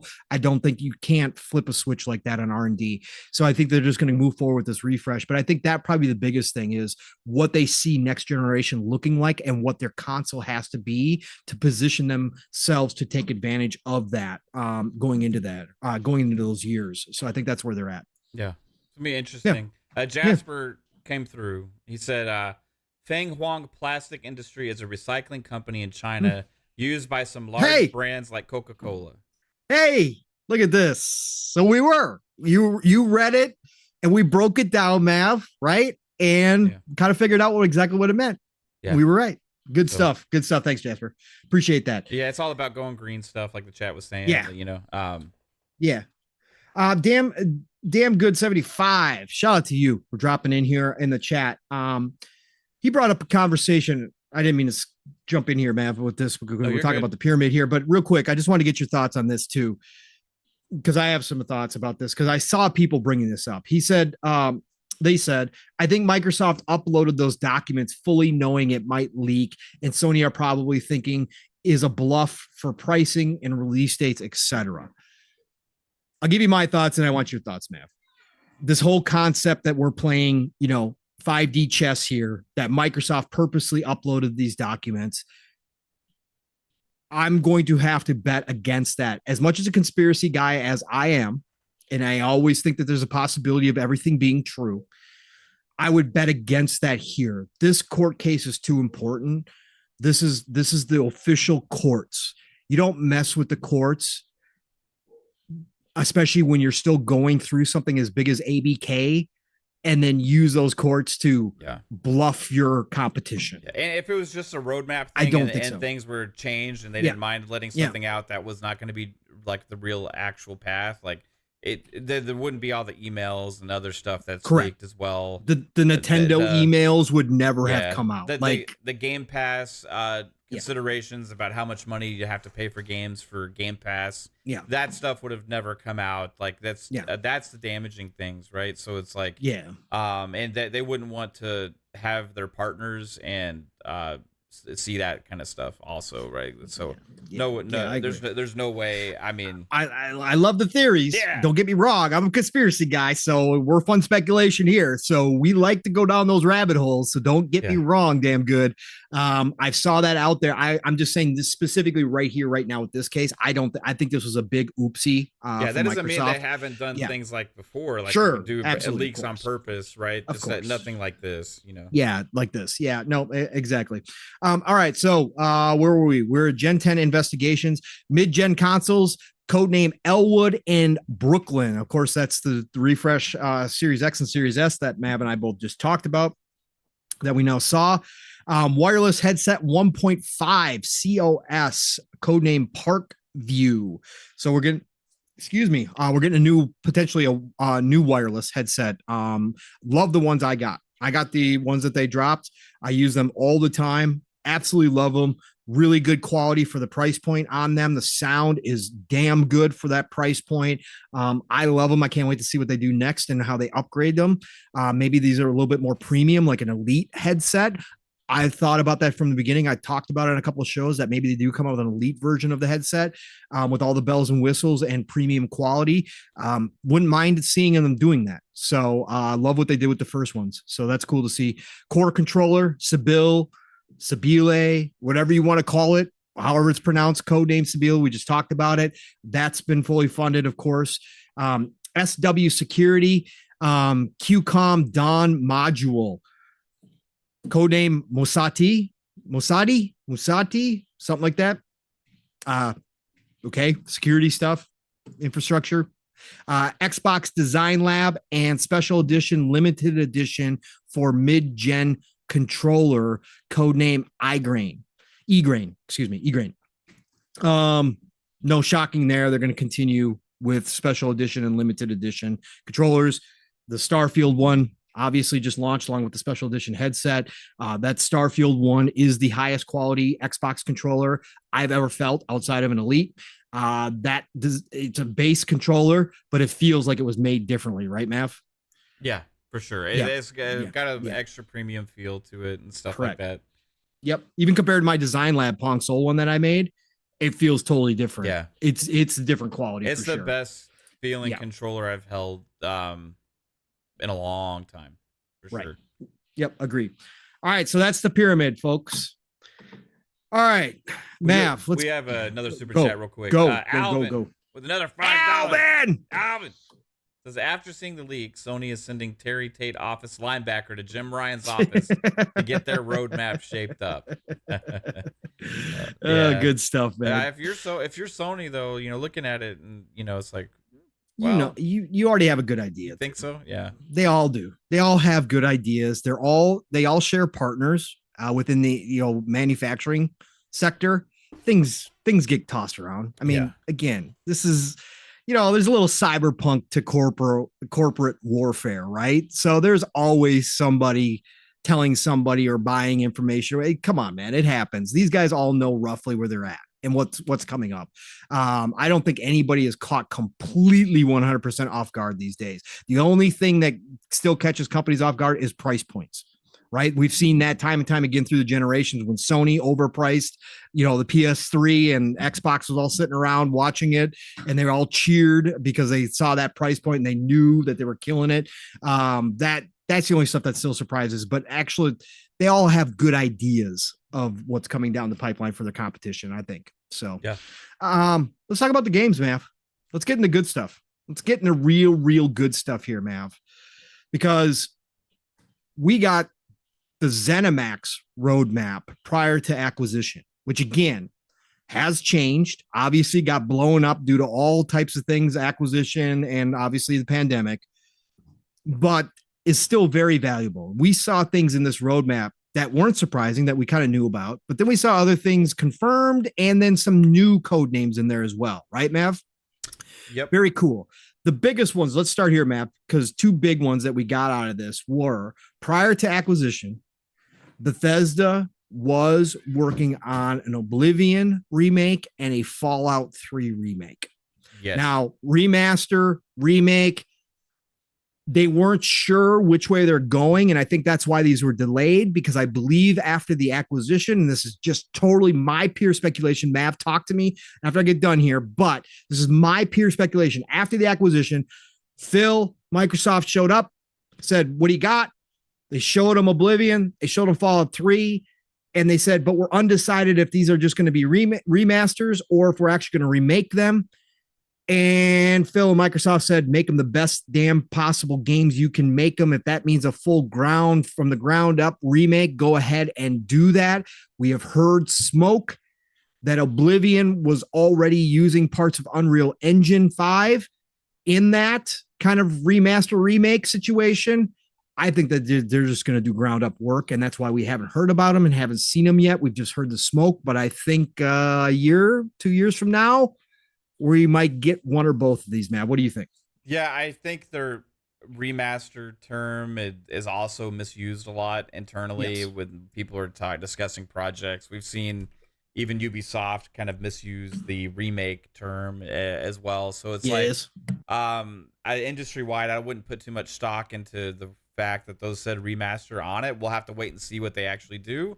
And also there's much different levels of remasters as well. So I'm curious, but I'm super excited about the thought of it. Oblivion, it holds a special place in my heart. So I hope it gets the full treatment. But even like Quake 2 got a massive facelift, and that's a really well done remaster, right? So sure. Even if they go to the scope of kind of what they're doing with some of those games, it's like, hey, that's great. I have a feeling though they're going to do some really cool things with those games. How great would it be to have Oblivion before we, while we wait for Elder Scrolls 6, and then have Fallout 3 while we wait. Like I said, we talked about this, man, when we heard that. Remember, we heard that rumor, that small little rumor, and I believe it actually originally came from Scalzi. And if anybody knows Bethesda, it's Scalzi. Yeah. And Scalzi had heard this slight little chirp, and he said it was very small, and he didn't really have any more information. But he had heard that they had started another internal studio within Bethesda to do remakes, right, of the older games. And we talked about it, and obviously it seems like that's exactly what happened here. They've got teams that are working on them. But the fact is, we could have these in between games because it does take so damn long for Bethesda. And again, I don't say that in a mean way, because again, they make my favorite games, but it does take so long for their games to come out. If they're not going to have somebody do a new Vegas 2 or whatever it's going to be called, which I still think is a possibility, but if they're not going to have anybody do mainline stuff and they're going to handle these internally, why not go back and give the old games a facelift, re-release them, and we got in between games while we wait.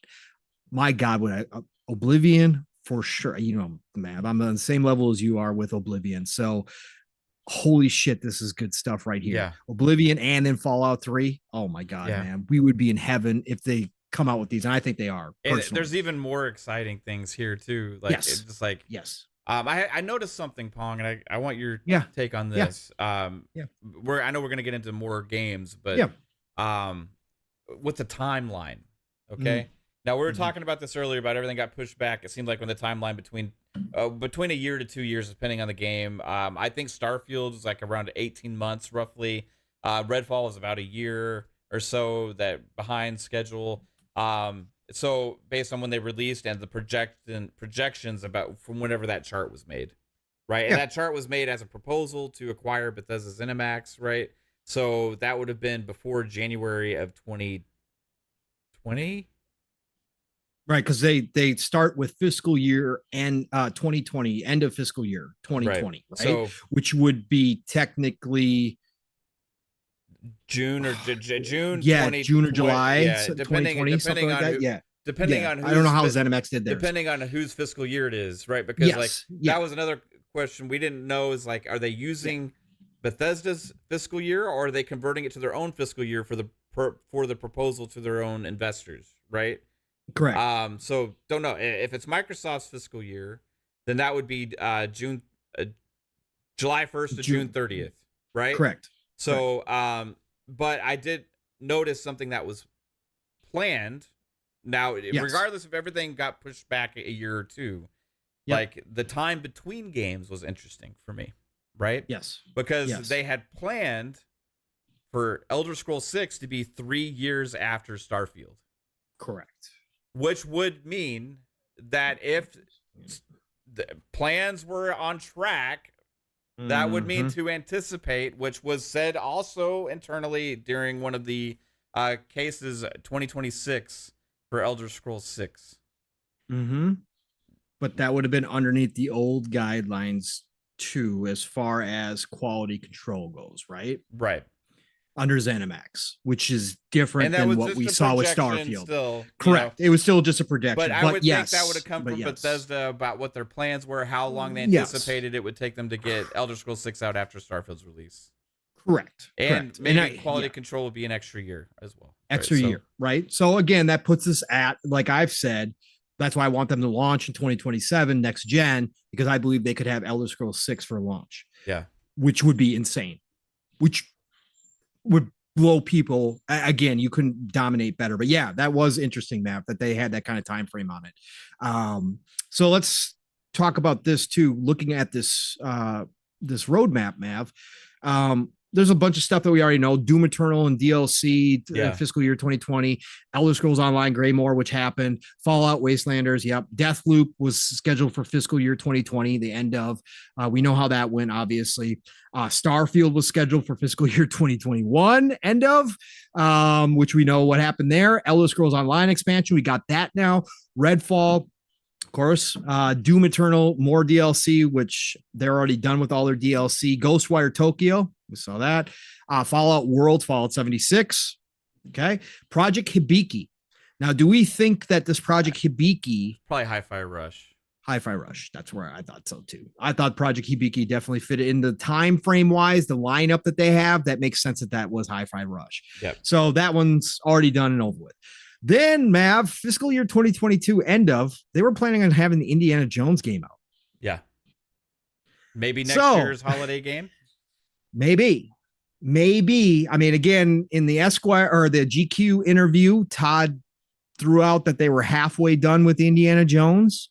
So that puts it more in line with 2025, but who knows? Again, Todd's just could be throwing out, oh, it's halfway done when they're actually closer to 3/4 of the way done, right? We don't know. But yeah, Indiana Jones was scheduled for end of year, fiscal year 2022. Oblivion Remaster was also supposed to be done. That goes back to what we were just talking about with those two games. That they were kind of deciding which way they were going to go, right? If it was going to be this, just kind of a little spruce up, or if they were going to do a lot to it. I think, again, with Xbox stepping in, extra resources, extra time, Phil knows what Oblivion means to everybody. Todd obviously does. So I think maybe they're just taking extra time with Oblivion, maybe doing a full more remake than remaster, but we will see. I'm excited if that comes out next year, Mav holiday. Doggy. Elder Scrolls Online expansion. Again, we've gotten these. We're in line. And then Starfield DLC was supposed to be a year later. So assuming that these have just all been pushed back, obviously we already know that they got DLC planned for Starfield. I expect to see Starfield DLC next year, probably summer or fall, right, Mav? I would assume so. Yeah, probably about a year after release. Yep, somewhere in that neighborhood. Then, Mav, fiscal year 2023 end of Doom Year Zero and DLC. If they did not push Doom off, if they did not have id start working on something else, there's been rumors, again, we've speculated on this, Quake reboot, etc. If they've got the core Doom team working, then we should expect Year Zero next year, Mav, don't you think? Very possibly. It's that's interesting. Another Doom game that's going to be a lot of hype behind that, because Doom Eternal was pretty damn big. It was gigantic. It made a lot. That would be a hell of a addition to what we already know 2024. Right. That would be a hell of an addition if we got a new Doom coming out next year. And I'm not the hugest Doom fan, because again, I thought the last one had too much platforming for me. Again, I don't like platforming. Give me ground and pound. Give me that straight up shooter stuff. That's all cool, but the platforming got a little annoying to me after a while. But man, then we got a new project code name, which I don't think anybody had ever seen or talked about that I'm aware of. Project Kestrel. Yes.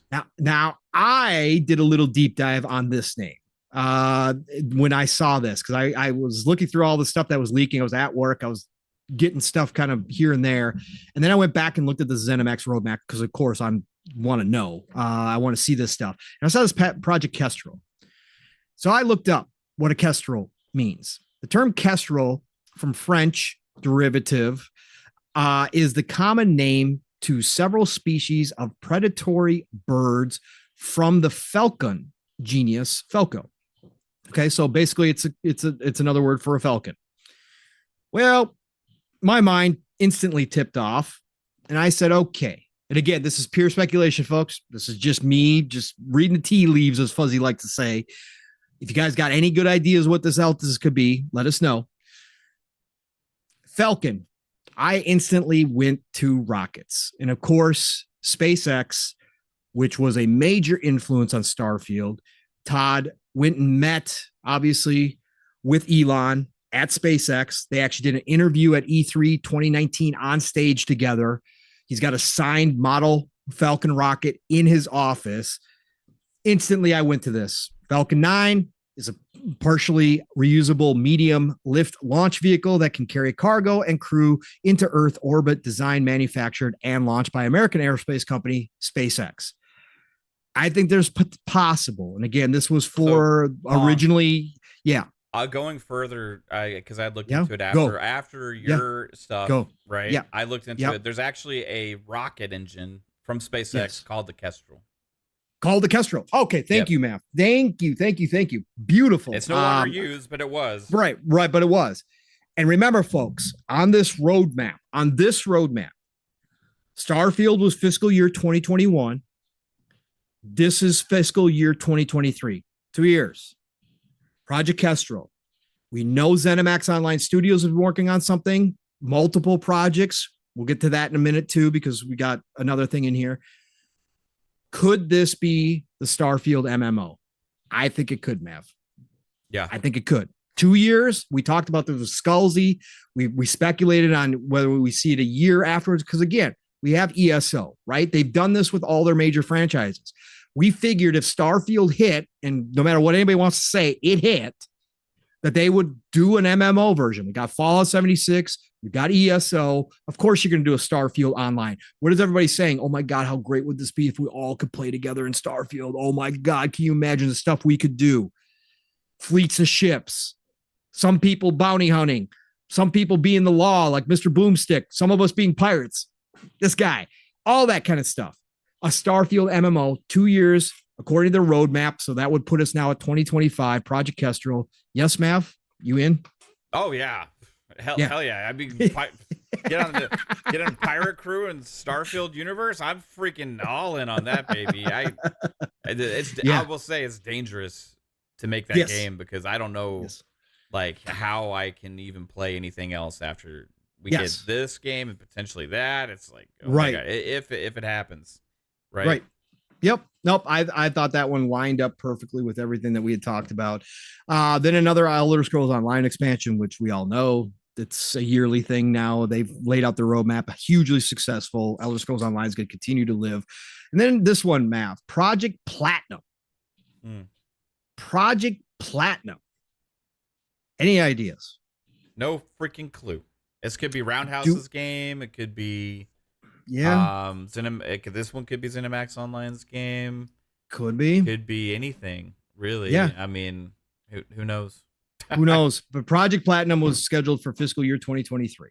All right. Then, as Mav said before, fiscal year 2024. Now, this list is pretty crazy in here, actually. And also, this list, none of these, like Project Platinum, would be like a console/PC game because the whole mobile side is another category that we're not even going to. Which I'm not even touching because I don't care about. Any project names here are tied to console and PC. Yes, that is correct. But just to say, 1, 2, 3, 4, 5. Wait, 1, 2, 3, 4, 7, 8, 9. They had 9 free-to-play mobile plan titles. So that's quite a bit on that side of things too. Yep. All right. So Elder Scrolls 6, 2024, like Mav pointed out, 3 years after Starfield, that would put us at 2026 potentially. Again, I say with quality control, with how they want to polish things, just like Starfield, I think you add another year onto that as well. So I would say 2025 for Elder Scrolls 6, or 2020. Yeah, no, 2027 potentially for Elder Scrolls 6. Then Project Kestrel expansion, which again, if they're making an MMO expansion, it makes sense, right? Starfield, come on, let's do this. Licensed IP game. Yeah, to make another note on that. The only other games that list expansions on there are the Elder Scrolls Online. Is that Fallout 76. Right. So I have a feeling that, like, if you go along with the line, it's also a year after. It fits the mold of a ZeniMax Online game with that, right? It does. 1000%. And then we also know, Mav, that there's been rumors that ZeniMax Online, and again, multiple projects here, that they have another licensed IP. It's been speculated Star Wars, been speculated Marvel, a bunch of different things have been thrown out there. We already know we had Indiana Jones earlier, so it's not Indiana Jones. This is a brand new licensed IP. They don't name it, but here we are, fiscal year 2024. So potentially 2026, 2027 in Xbox's world. If we're taking it out, potentially maybe 2025, maybe if they're ready to rock and roll. Mav, we got confirmation that they do have another licensed IP in here. And it's been talked about before, but we have no clue what it is. It's been correct. Yep. It kind of debunks possibly this ZeniMax Online Star Wars game if the other project is, but that because I would think that would say licensed IP because you're obviously using specific terminology here. The fact that they didn't say the property, is interesting. So obviously they have project names and stuff just in case this stuff ever gets out. Obviously, so a licensed IP game. I got to look at the companies that are doing the most licensed IP, and that's Disney is doing the most licensed stuff out there. So it's probably, if I was to take a guess, something Star Wars or Marvel. Other than that, you could throw a hat in the ring of maybe a Lord of the Rings, right? But then Mhm. if you'd put the timing into everything when this was out, I think WB may have still had the rights at the time for Lord of the Ring. I Yeah. don't know exactly, so that would maybe put that out of the question there. Yep. So my money's on either Star Wars or Marvel, but not like the ZeniMax Online Star Wars, right? It would be, this is a different experience. Todd Yep. Howard may be involved with this as well. Who knows? But yeah, I think this is definitely something interesting and surprising. Yep. Whatever it exactly. Exactly. I can't wait to hear about this one. So we'll hear about that at some point. Is it Fallout? What, Yeah, what are go the ahead. what are the odds? Well, do you think, because beforehand, you know, the Knights of the Old Republic game had been pitched around, and we know it was pitched to Bethesda, right? Wasn't that, or was no, it was pitched to Obsidian before the acquisition? Obsidian. Okay. Yeah. I just didn't know if maybe they had thought maybe they had gonna get that game or whatever Yeah. at the time, but no, it was Obsidian got that. So nope, it wouldn't be that either. Yep. And I don't. I mean, obviously, I know Starfield and Star Wars could live together, but with the mods of Starfield, would Yeah. they really do a Star Wars That's game the again? I'd question. always hoped, I'd always hoped for that they would be doing a new Star Wars MMO, because I do believe we need one. But if you got Starfield MMO coming out, and all the mods are going to be there, like, we're basically going to have Star Wars game at some point, anyways. But I don't know if you would do both of those. I think this potentially could be a new Marvel. Yeah, I think so too. What? Yeah. And who knows which one? Yeah, no idea. Again, I would love to say an X-Men or something crazy, but we just don't have any idea. I don't know. Yeah, it's interesting. Fallout 3 remaster. So again, they were planning on bringing out the Fallout remaster, or the Fallout 3 remaster 2 years after Oblivion remaster. Again, this lines up perfectly with what I was talking about. We will get Oblivion in between while we wait for Elder Scrolls 6. Then we get Fallout 3 remaster 2 years later to tide us over while they work on the new Fallout 5, right? Assuming that's what they're going to do. So this works out perfectly. I love it. I believe wholeheartedly both of these are still in production. I don't think these got canceled in any way, shape, or form. I think these are ready. These are going to be ready sooner than later. Another Elder Scrolls Online expansion. Again, they got huge plans for Elder Scrolls. Ghostwire Tokyo sequel, Mav. Yeah. I am all about this. Love Ghostwire Tokyo. Want to get back to it. Excuse me. I got about, what do I got in that game? 60 hours, 70 hours into Ghostwire Tokyo. Love that game. I know not everybody loved it, but I do want to see them get a chance at a sequel, because we know sequels sometimes produce the best games when a new franchise comes around. So the games that are given a chance to get a sequel, even if the first ones weren't everything, the team usually does a much better job the second time around. It's cool to see that they were planning on a Ghostwire Tokyo sequel here. Yeah. So that's the one I would say, like, I would question if that's still going to happen or not.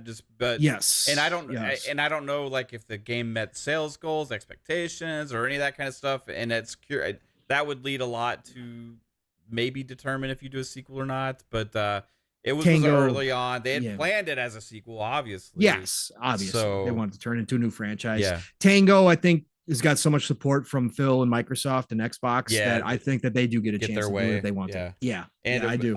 Was it Shinji Mikami that's left? So maybe because he left the studio, maybe that could have changed things as well. It could have, but he was confident in who he left in charge, and obviously with Hi-Fi Rush and that kind of stuff, shows they got good people there. So maybe they just move forward as planned. I would love to see it again. I will not complain if Tango comes out with another one at all. I will be there day one. I can't wait. I would bet on a Hi-Fi Rush too. Yeah. Oh yeah. That's already got to be in the works. That's already got to be in the works. Guaranteed. Sure. Then the big one that everybody was excited to see, Mav, and I'm extremely excited to see this. We knew there was a good chance this was going to happen. Arcane Dishonored 3. So they already had plans for the number 3. Love Dishonored. I think it's a freaking fantastic franchise. And after what happened with Redfall, they get love to see Arcane. Yeah, get back to the roots. We know they already said, we've gotten word that they're still working on Redfall. Obviously, Pete Hines came out and doubled down again and said that they're going to make Redfall a good game. So obviously a part of the team is still going to continue to work on Redfall. But we also know that the rumors were that they started hiring already for the next project, and they're going back to the single player focus, assuming it's Dishonored 3 again. Yeah. I want this so bad. So Dishonored 3 fiscal year 2024. So again, we're talking, depending on what you want to use as kind of thing, how things got pushed out. Again, quality control being different under Microsoft than it is under ZeniMax. I would add a little time to that even, but I think 2025, 2026 for sure we get Dishonored 3. That roadmap down the road, Mav, with ZeniMax alone is starting to build up for Microsoft. Yeah, and a lot of people are like, well, no plans for Halo, no plans for this. Yeah. Like this is Bro, just, it was big enough. It was big enough that people thought it was Xbox's whole roadmap. No, that's like, correct. This is just the ZeniMax Bethesda side. Right, this has nothing to do with any of the rest of Xbox Game Studios, which is absolutely crazy. And gosh, that would have been insane if that list leaked too, because you'd be like doubling or tripling the amount of games. Bro. But it's crazy what we're gonna see. We're eating good, guys. As gamers, we are. Like, and all those games are coming to Game Pass. Oh my god! Like, and that list is not far off. You're talking about within a few years from now, right? Correct. Correct. So absolutely crazy. And we'll see what happens. There could have been other games greenlit since then as well. You know, so yeah, we'll see. Man, it's gonna be good. And then they finally ended it off with more Doom Year Zero DLC. So, huge roadmap here. Again, what's changed, what hasn't changed. I don't think anything's changed except for timeline. I don't think that they've canceled anything on here. Maybe some of the free-to-play mobile stuff on that side. There wasn't a whole lot of names. It was just like planned titles. Maybe some of that stuff has now altered, but I don't think the main core stuff from this list has changed outside of just when does it come out. I think that what we see here is legit. I think we will see this in the future. I think as we go down the years, these things are going to come to fruition, and it's exciting. Like Mav just said, like, it's like people looked at this and thought that this was Xbox's roadmap. It's like, no. This is just ZeniMax, boys. The other interesting that came out about this too, in the leaks, Mav, was that, Microsoft internally had actually valued ZeniMax at over 10 billion. Yeah. They got them for 7.5. They got, so when everybody said, oh my God, how do you pay 7.5 for ZeniMax? Well, if you saw what we see here now, which is obviously what Phil and everybody saw, and you start looking at projections, right? And you see the growth potential of games like Fallout 76 and ESO continues to do very well, despite the fact that everybody wants to poo-poo it. It's one of the best, if not the best console MMO of all time. Like, they forecasted all this stuff out and said, oh yeah, they're valued at over 10 billion to us. And so they actually internally got them on a deal, like Mav just said. Yeah. So, and again, you got to look at it for the purpose of the creation of it. Like, that's a proposal probably for the proposal to acquire them. So you're trying to say, like, look, we see them as worth this much, right? And we can maybe get them for 7.5. Like, it's not a slap in the we screwed you over, ZeniMax Bethesda. It's a proposal to try and talk your investors into letting you do this based on what your projections are, right? So, and they also knew too, Mav, and we should point this out because again, everybody likes to ignore this fact. This was just again ZeniMax staying as is, right? This was their roadmap as they were built then. We already know that all these teams have been growing underneath Xbox already. So we could potentially already have a couple more games slotted in this roadmap from teams that have potentially broken off and are working on multiple projects like a ZeniMax Online, etc. We could see more games than just this now underneath that roadmap, depending on what's happened internally. Nuts, Mav. Yeah. Yep. It's gonna be nuts. Give me those nuts. All right. Whoa. Pause. Hey, Whoa. Squirrel. I like nuts. What kind? I'm an almond guy. Almond? I love almonds. Yeah. You know, as 3-Bit says, almonds. I do like almonds. Got that almonds. Almond. I do like pistachios. Don't get me wrong. I like a lot of different nuts, but almonds, my favorite. Give me some salted peanuts. I'm a happy guy. Nothing wrong with those. Nothing wrong with it. Salty peanuts. Salty nuts for Mav. I like mine clean. All right, let's see here what we got. We did get confirmation yet again from the internal charts that no shock, but again, articles had to be written. Oh, conversations and spaces had to be have. Shocking, Elder Scrolls 6 is going to be exclusive to Xbox's ecosystem. So Xbox and PC, folks. It's not coming to PlayStation 5. That came out as well, and everybody threw up their hands yet again. My God.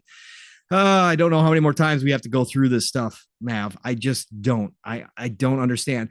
Let's touch on this before we move on with these leaks, because we do have other game news to get into as well. Obviously, the leaks were huge this week. And if there's something I missed, Mav, that you want to talk about, let me know too. Something we speculated on, Mav, that once again was proven to be good speculation, a little bit different than what we thought, what we had talked about. But at the same time, people were trying to tell us we were crazy. But WB, they were in conversations, Mav. They were in deep conversations with yes. WB but they was a prime target. That they wouldn't get the IP. Correct. That was the difference, because we had speculated them on buying all of WB. Right. Including the media stuff. And they said even internally, because that changed when they got bought by Discovery. That was in some of the internal docs that, everything's kind of changed now with Discovery. Yeah. But the fact, or when they merged with Discovery, I guess I should say, but they were in serious negotiations to buy all the gaming developers, right? Underneath WB and bring them on board. So I would definitely give us a smiley face, a star for that speculation that we had there, Mav. Wouldn't you say? It was close. Yeah, pretty close. Yeah. I wouldn't say it's over. I mean, at the end of the day, it depends on what happens with WB Discovery and how successful they are. But H Max has lost 25% of their subscriber base. In fact, out of all the subscription services that are bleeding right now, they are the leader in lost subs, and the things aren't necessarily going that well for them. So I wouldn't necessarily put it past. The only thing is, like, their only saving grace right now is actually their gaming side. So for them, it's like holding on to the gaming side to stay afloat, maybe, potentially. I don't know. Maybe. But there's huge investments with gaming. It's like, it costs a lot, and you take years and years to get the return on investment. We just saw what happened with Suicide Squad's announcement, Mav. That just cost them a lot of money to push it off, right? So I wouldn't necessarily say it's over. I would just say that, like, it's definitely on a long pause, right? But I want to see Wonder Woman, man. I want to see what they're cooking up with Wonder Woman, man. Maybe I want to see the Nemesis. I want to see the Nemesis engine used, man. I want to see that work. Yeah, me too. Maybe we'll see that stuff sooner than later. You never know. Yeah, maybe. So I just had to bring that up real quick. Mav, where do you want to go? What gaming news do you want to touch on that came out this week? Or is there something I missed in the leaks that you want to touch on? No, we can get past the leaks. Okay. I mean, I think the leaks, we got into a lot of stuff, You want to get into Tokyo Game Show? Yeah, let's get into Tokyo Game Show. Then we can get into the most important thing after the end. Will you start the conversation? I'm going to be right back. I got to do something real quick. I'm going to start the conversation. Tokyo Game Show. It's a game show in Tokyo. And it happened today. Okay, do better than that. Hey, everybody. Tokyo Game Show happened today, and we're going to have fun without Pong being here while he doesn't know. What's up, guys? This is PM in the PM, Mav edition. Pong is a smelly old man, and he has horrible opinions. I can't believe I gave him the captain's chair to this show. No, I'm just kidding. Love Pong, but yeah, let's get into some Tokyo Game Show talk.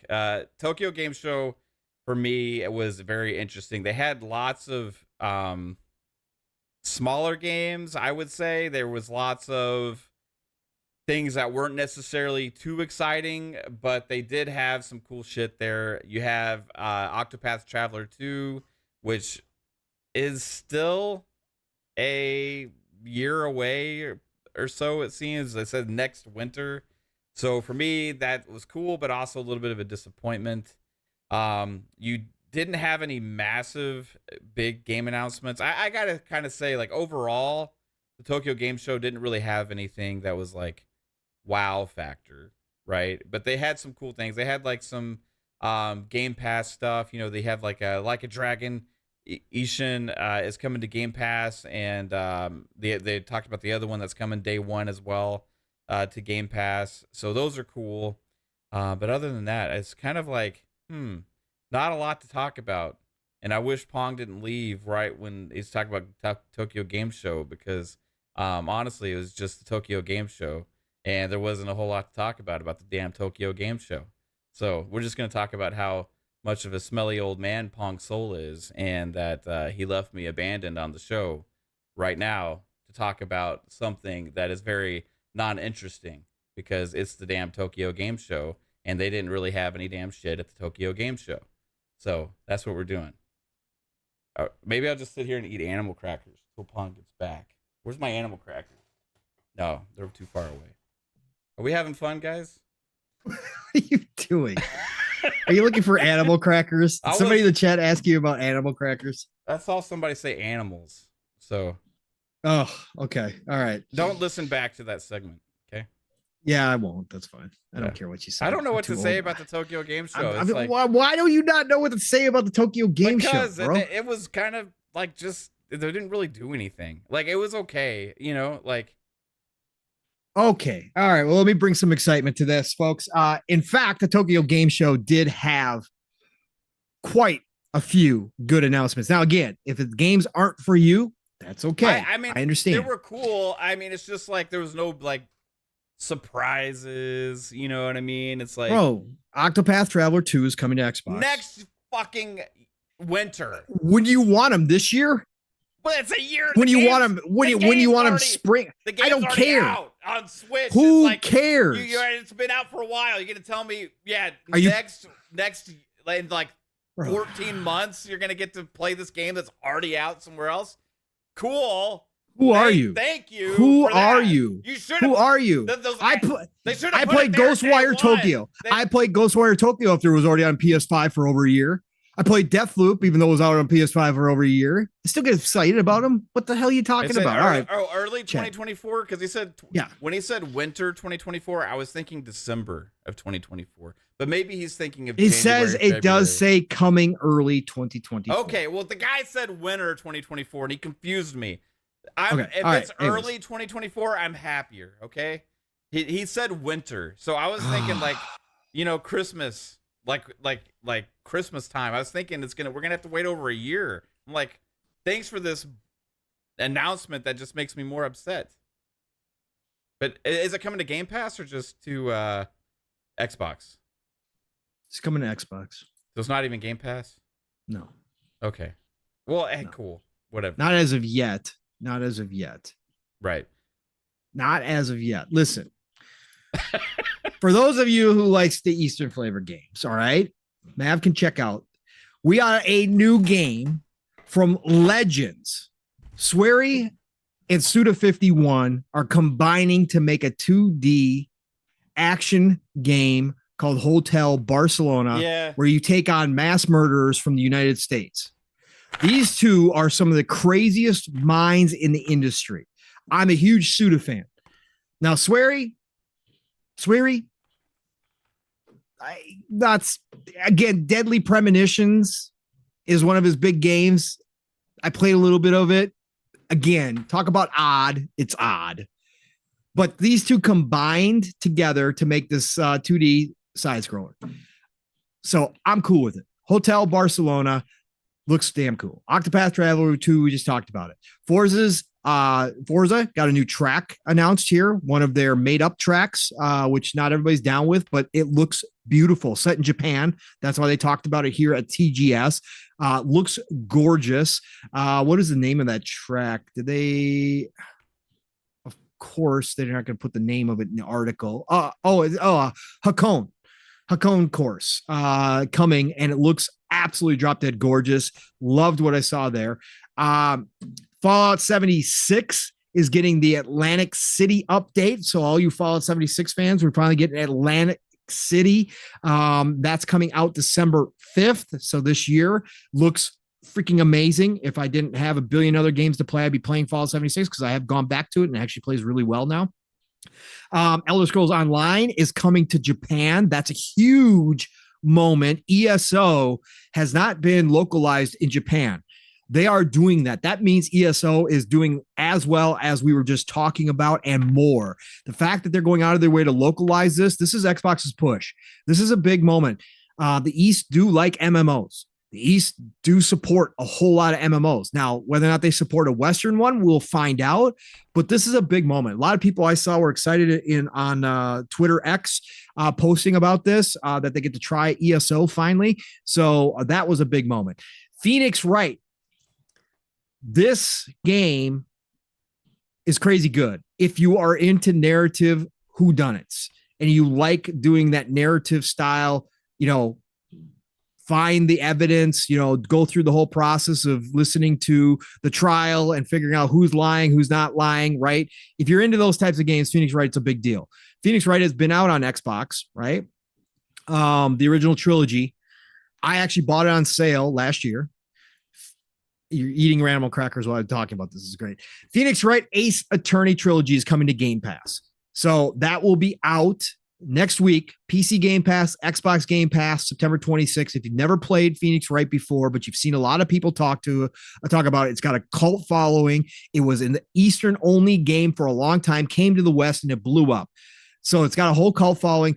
Go try it out when it drops in Game Pass. You might see what everybody's talking about. It's a cool game.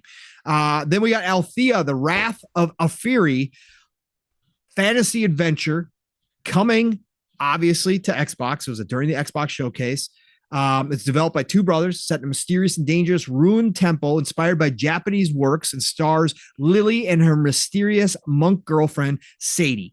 Battles and puzzles were created with both characters in mind. Althea, The Wrath of a Fairy is down as coming soon to Xbox and PC.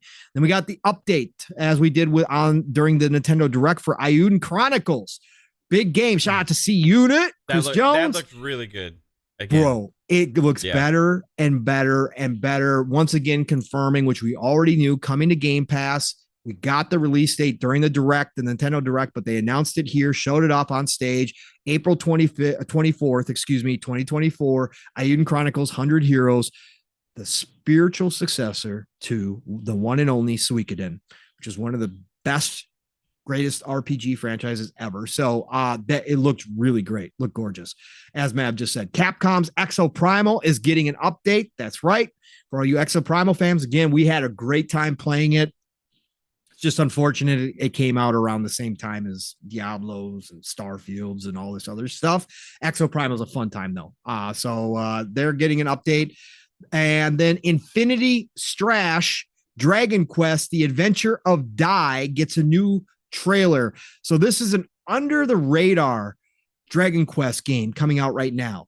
I don't know why they're not promoting it as much as they normally do with their Dragon Quest games. It's a head scratcher to me. I know it's a side kind of deal. It's not a mainline Dragon Quest game, but Dragon Quest games sell extremely well in the East and in the West. I like them better than Final Fantasy games overall. I'm a big Dragon Quest game from back in the day when it was called Dragon Warrior on NES. That's how it started. Dragon Quest, this looks damn cool too. Love the action in this game. So they put this out. It's coming out on September 28th, available on Xbox Series S, X, PlayStation 4, PlayStation 5, Switch, and PC. Really great showing. Go watch it. Like a Dragon, the man who erased his name.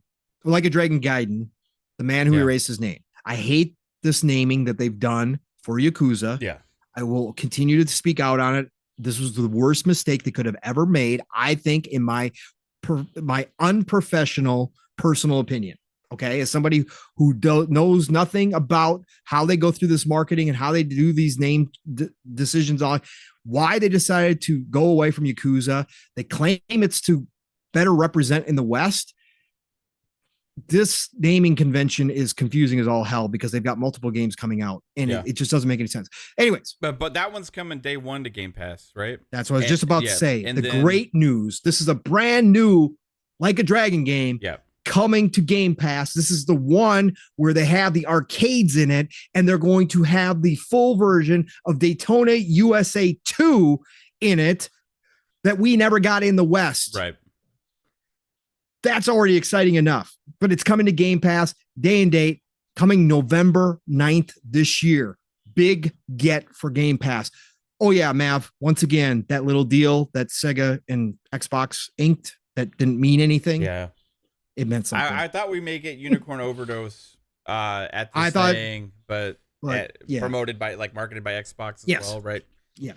We did not see that, but we got we did get the Persona 5 Tactica at we the did. end. We got the Persona 3 Golden as well. That was cool. And Like a Dragon Ishin, the game that already came out, is coming to Game Pass later this year as well, Matt. So we're getting 2 Like a Dragon games in Game Pass this year, which is great. We got Miniko's Night Market coming to Game Pass, which is a cute little game, adventure game coming out. Game Pass September 26th. My Lovely Empress is coming to Xbox. 3rd installment of My Lovely series is due out in 2024, is coming to Xbox consoles and Windows PC. It's also coming to PS5 and Switch. Pal World got another showing. Hey, shout out to Steel. He's excited about this one. I know a lot of people are. Pokemon with guns. Pal World coming to Xbox in 2024. That's what it is. Party Animals gets an Ori crossover. So the Party Animals that just dropped. Yeah, it was pretty cool. Ori crossover fits, works well. I'm good. I'm down with it. Persona Reloaded and Persona 5 Tactica both get new trailers, and Persona 3 Reloaded is due February 2nd, 2024 across all platforms and coming to Game Pass. Do not forget that one. Looks fantastic. The new look at both of these games. Did you mention the Dragon Quest game through that list? Yes. Okay. Yes. That's what I was talking about. Infinity Strash. Right. It's called Dragon Quest, The Adventure of Dai. Yes, absolutely. PUBG Battlegrounds and Wrangle map shown off. PUBG's just still keeps kicking along. And finally, Wolong Final Fantasy Fallen Dynasty DLC is revealed. So they are actually moving forward with Wolong, dropping DLC on September 27th. So that was the Xbox side of things, Mav. So nothing there caught your attention. You could care less. No, it was boring. I like games like it's just like there was a lot that we already knew about again, and like the I guess the cooler things was the announcements for the Yakuza games coming to Game Pass. Yes, that was huge. I still would like to see Judgment and Lost Judgment come. Yeah, I can't believe those haven't been out. There was a couple things I would like to have seen there, but they didn't really go there, have any of that stuff. So, but I mean, it is what it is. It was an okay show, I think. Like, they really promoted a lot watching it about their we're really want to keep pushing Asia and our brand here, and I think it's great because I like a lot of those games. They talked about PC, right, specifically. Also with they had 3 times the growth in the two times or 3 times the growth in the last 2 years or 3 years or something like that. But anyway, it was pretty significant. They had talked about that kind of stuff, and making games more playable and accessible for everybody there on the different devices. So they're really pushing that, hey, we have games for all kinds of gamers, and we're really promoting and going to be doing a lot more here in the Asia territories and stuff, right? It just wasn't that one, I was hoping they had a little something in their pocket, like a cool game announcement that I was going to be really excited for. But they didn't really necessarily have that for me at the show. I understand. Did I say Persona 3 Golden? Did I say that? I thought I said Reload. I said Golden. Oh, you said Gold. Yeah, Reload. Okay. All right. Sorry. Oh, I didn't hear you say it. Yeah, no, it's Reload. My bad. Persona 4 Golden is. It's 4 Golden. Yes. Yeah. Yes. Persona 3 Reload. I was like, I thought I said Reload. God help me if I said Golden. No, it was okay. That was me. Right. That was my mistake. All right. Yeah, but the person who said I didn't watch the show, I watched the show, right? I thought it was great. I've just left stumped thinking about what to talk about with the show because there wasn't necessarily something that stood out for me. Well, I thought it was a chance. Listen, from Xbox's point of view, Mav, sure. Could I say by looking at how they talked about it prior to that, I thought maybe they would have one big new announcement there. I think as far as a new game. Smart Yeah, I thought the way they talked about it, I thought that they could have had that. But again, like a Dragon Gaiden, the man who erased his name, coming to Game Pass was a big moment for me. Yeah. Like, I think that's big, right? That shows their commitment with or Sega's commitment to Xbox, and I thought it was a huge moment. Like a Ishin, which I haven't had a chance to play yet. Super gotten into the Yakuza games. I know, and that's unfortunate. They're so damn good. I know the only one I played quite a bit of really is Like a Dragon, which I love. Yeah, right. Yes, but I need to get back to it, right? But like, is that one the one with the guy with no name? Is it like a Dragon, or is it like the other Yakuza games? It's I believe. See, now this is why. Basically, I'm asking, is it turn-based? This is why the naming convention sucks. No, I think this is more the action-based combat. Okay. Right. It's both kind of turn bit, but more it's action. So, anyways, I don't know. Yeah, I think what I'm looking for. Like, yeah, is Ishin turn-based or is Ishin action? Ishin is action-based, I believe. It's hard to keep track now because that's the old one though. So is that one? Okay, so action adventure. Yeah, Tony Grasso says Ishin is not turn-based. So yeah, it's action. Is the man with no name turn-based? Is the man who erased his name? The man who erased his name, whatever. The same thing. If you erase it, he has no name. It's the same thing. It's just what happened. It's the cause and effect. Upcoming action. They describe it as action as also. Yeah, so I'm wondering if there's any turn-based games planned for you. Yes, the Infinity Wealth or whatever it's called, the Infinite Wealth one that's also coming. They got another one. Infinite Wealth is next in line with Like a Dragon. Yeah. And like this is why I hate this naming convention. That's why I hate this right now. I hate it. The Barcelona game looked cool and interesting. It just doesn't necessarily like I wasn't like, oh man, I can't wait to play that. Right. No, I wasn't like that either, but I always like to see what Suda's up to because I love Suda. Crazy games, right? Then they had the Ace Attorney stuff. That stuff's been around forever. I have had zero interest in it. Like, has it come to Xbox before? Yes, I bought it. The original the trilogy's on Xbox, and I bought it. I always kind of thought of that as like a Nintendo thing because it's always pushed on Nintendo devices. Yeah, like it was only in the East forever, and then it finally came West, and that's where it blew up. Was on Nintendo. Yes. So I don't know. I just don't like I love Japanese games. It's just the ones that excited me the most was Persona 5 Tactica, but I've already seen that. Ayuden Chronicles 100 Heroes. I've already seen that tons of times, right? So the games I'm most excited about that they're just being there again, right? So for me, it was like a cool show. I love seeing the commitment there.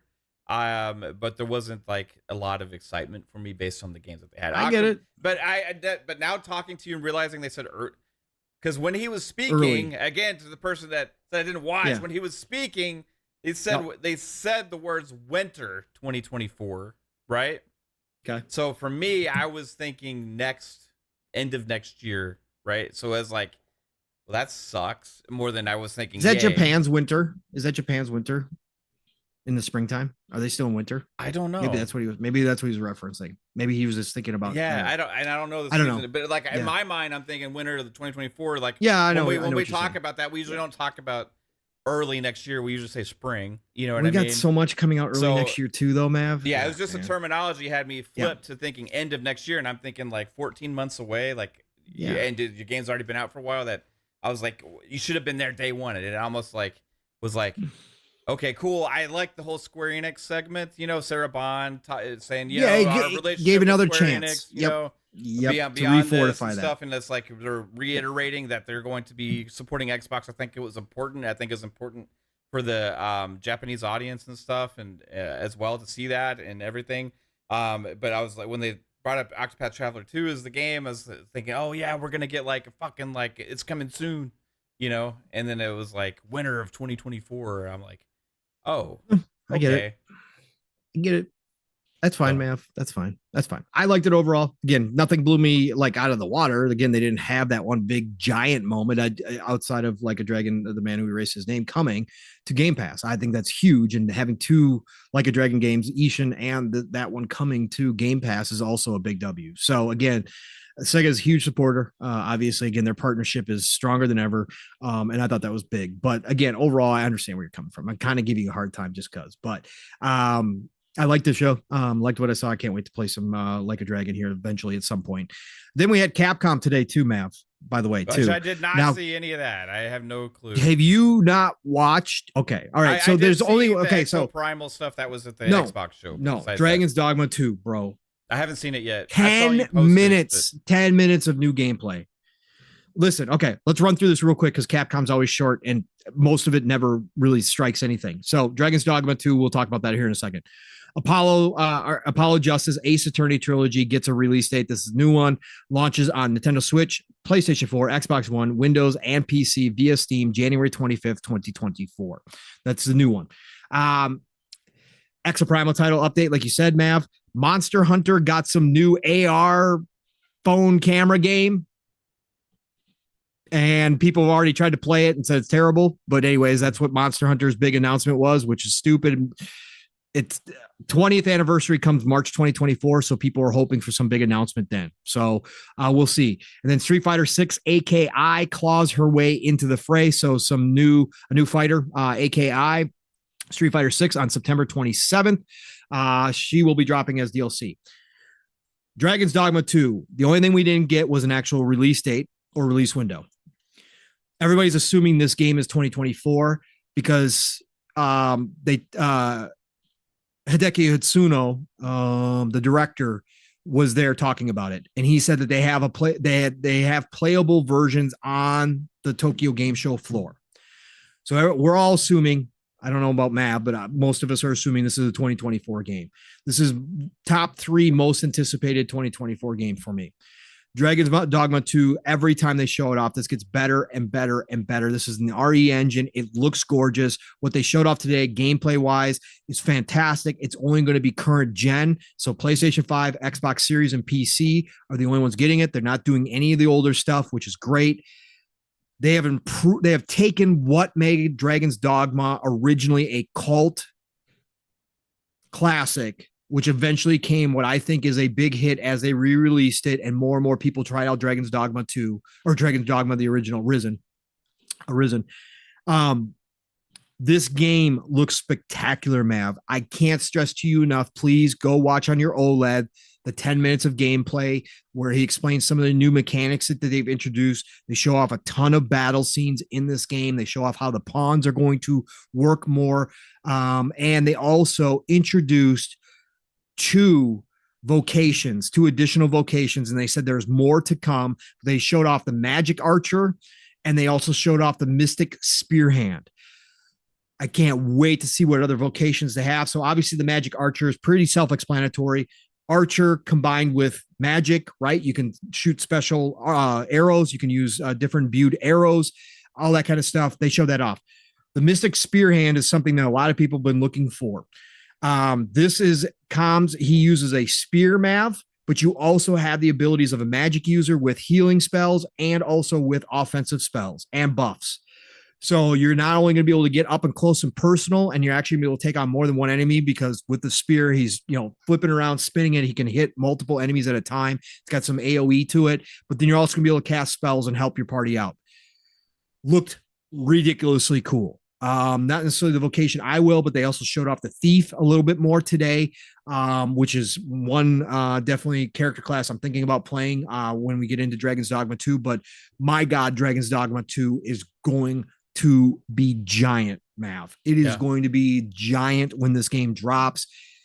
Again, the only way I always describe anybody who has never played Dragon's Dogma, it's the Japanese or the Eastern side's take on a Western RPG. Right. And he also said, Mav, that the land is 3 times as big as the original. That's big, dude. Bro, big game. Yes, big game. Tons to discover. Exploration is super cool in this game. How they do nighttime in Dragon's Dogma, I wish every game would do it. Literally, if you don't have a light in Dragon's Dogma while you're walking around in the dark, you can see nothing except for what the starlight will show you, which is very, very little. You have to carry around a lantern or use a magic spell to give you light. Otherwise, you are going to get jumped. They showed off the new ox cart fast travel system also in the video, Mav. So you can use an ox cart. You can use an ox cart to travel between towns and major points of interest. You can let it ride out and it'll travel like an ox cart would travel. And you can get jumped. Things can happen while you're riding an ox cart, or you can decide to take a nap and wake up at your fast travel point. So you have the choice to do those two. Dragon's Dogma 2, if it's not already on your list next year, and again, we're assuming it's next year, they got a playable version on the floor, TGS. This is next year. Put it on your list now. Go watch the videos on it. Dragon's Dogma 2 is going to be something that people are talking about next year for sure. This game is going to be huge. I can't wait, man. Yeah, I can't wait for it also, bro. It's gorgeous. God, man. Really like it was very original. There's not another There's not another game like Dragon's Dogma, right? And I love games like that. Yes. You know, there hasn't been another game like Dragon's Dogma since Dragon's Dogma came out.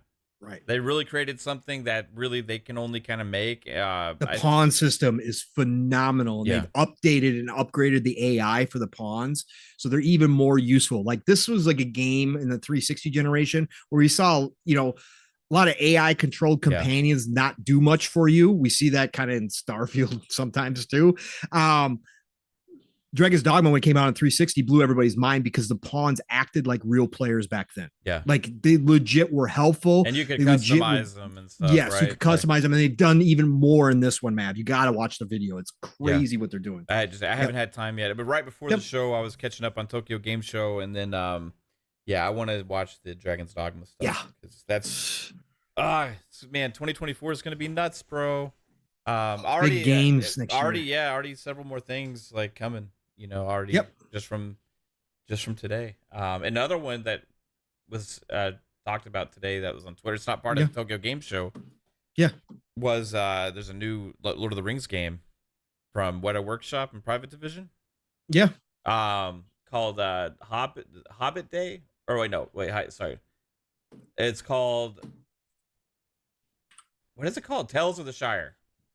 They said it's Hobbit Day in New Zealand, right? So, Tales of the Shire, a Lord of the Rings game coming in 2024 from Weta Workshop, published by Private Division.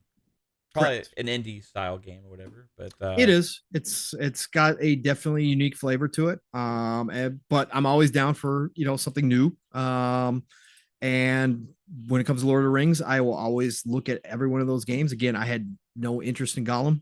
Thank God I didn't have any interest in Gollum, just because he's a character I don't want to know. But this Tales of the Shire with the art direction, if they're going to go with that really art heavy, right? Like almost hand painted stuff or whatever they're going to do, I'm down for checking it out for sure.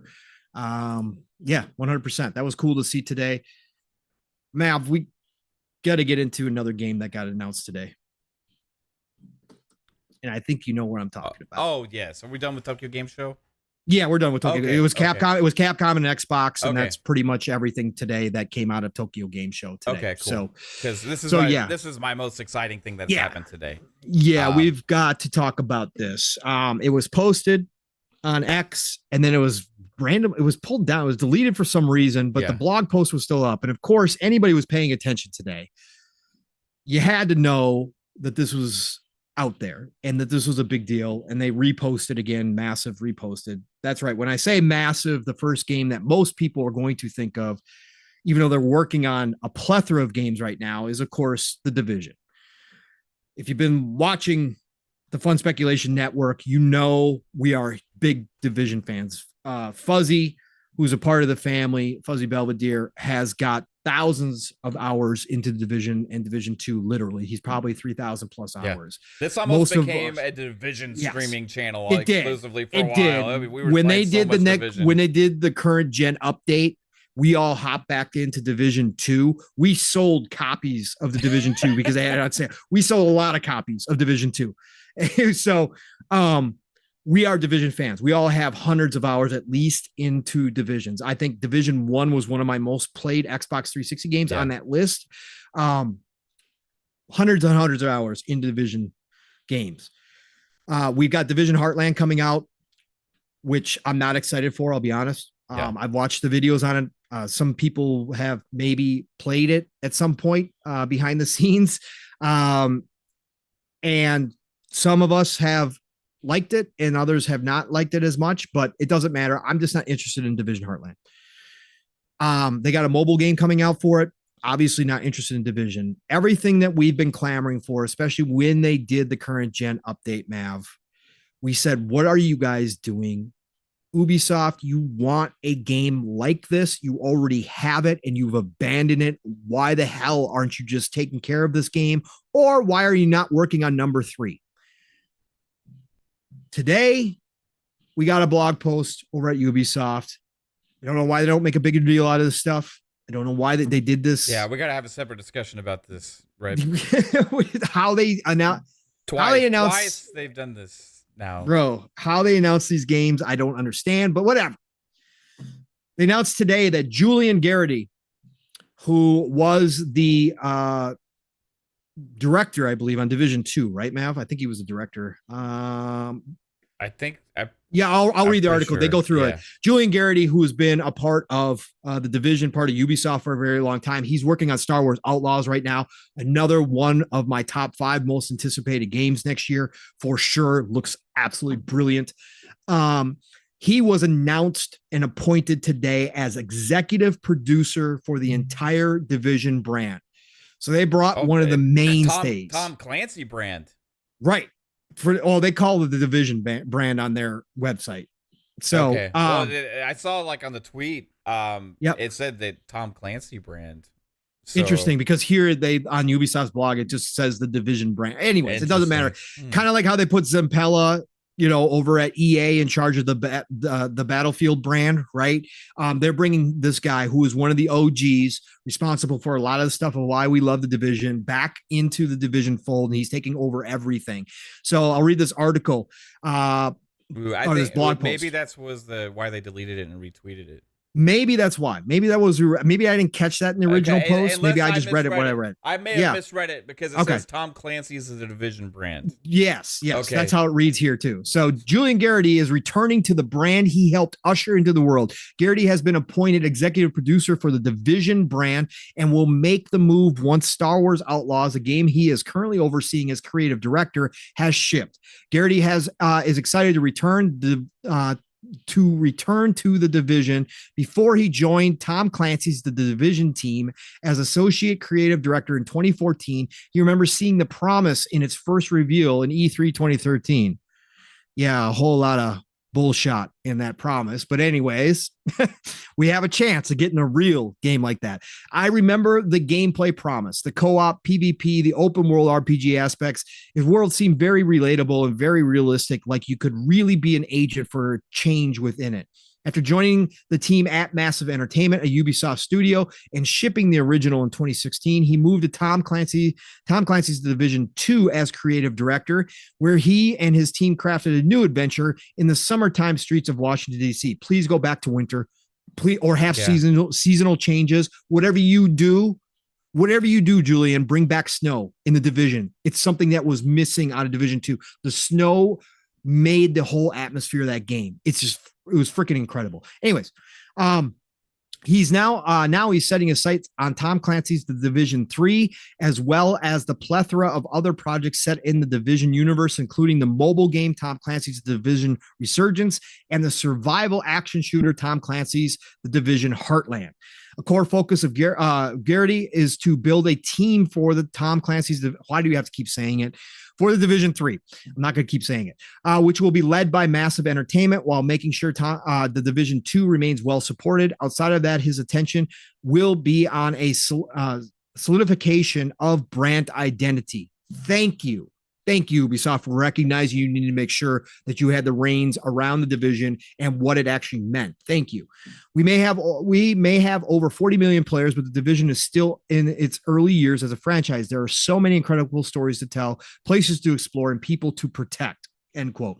A key through line, Garrity stresses, is that every single expression of the division needs to be of the highest quality. Quote, I think that we delivered that with the division's cutting edge visuals, incredible gameplay, and a promise to the player that they can't get this experience anywhere else. And then again with the Division 2, it's about refinement. It's about pushing the quality bar consistently forward.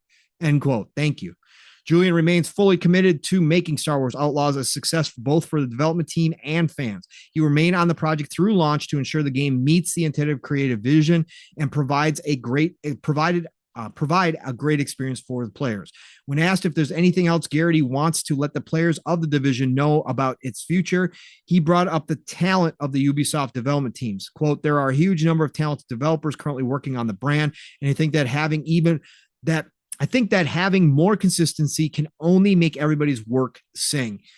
End quote. That's the end of the post. Again, I've already said it, Matt. So give me your thoughts. Division 3 finally being announced. Ubisoft finally woke up seemingly and said, oh, maybe we should do something with Division outside of Heartland and our mobile game. Right. Maybe we should actually give the fans what they want, which is number 3. Maybe we should bring back one of the original visionaries of the Division and put him in charge of the entire brand so that we can stop having these stupid mistakes that we've been having in a lot of our games. Good day for Ubisoft. Good day for Division, for sure. I think this is a big move.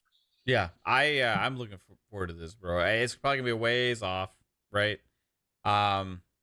Just building the team right now. Yeah. So we're talking about 4 years, 5 years, 3-4 years. Maybe longer. Yeah. They already have a core foundation, right? And the team. Massive is they're finishing up Avatar, they're finishing up Star Wars Outlaws. It's going to be out next year, so I think they're going to go into full development probably after Star Wars Outlaws launches. Correct. So it sounds like, and at that point, I would anticipate maybe 3 years from then, right? That's what I think too. So 2027, 2028, maybe 2028, right? So this is not start a like, new gen. Yeah, Woo! Snowdrop on next gen, bro. Oh my god. Anyways. I love the Division. I hope Yes.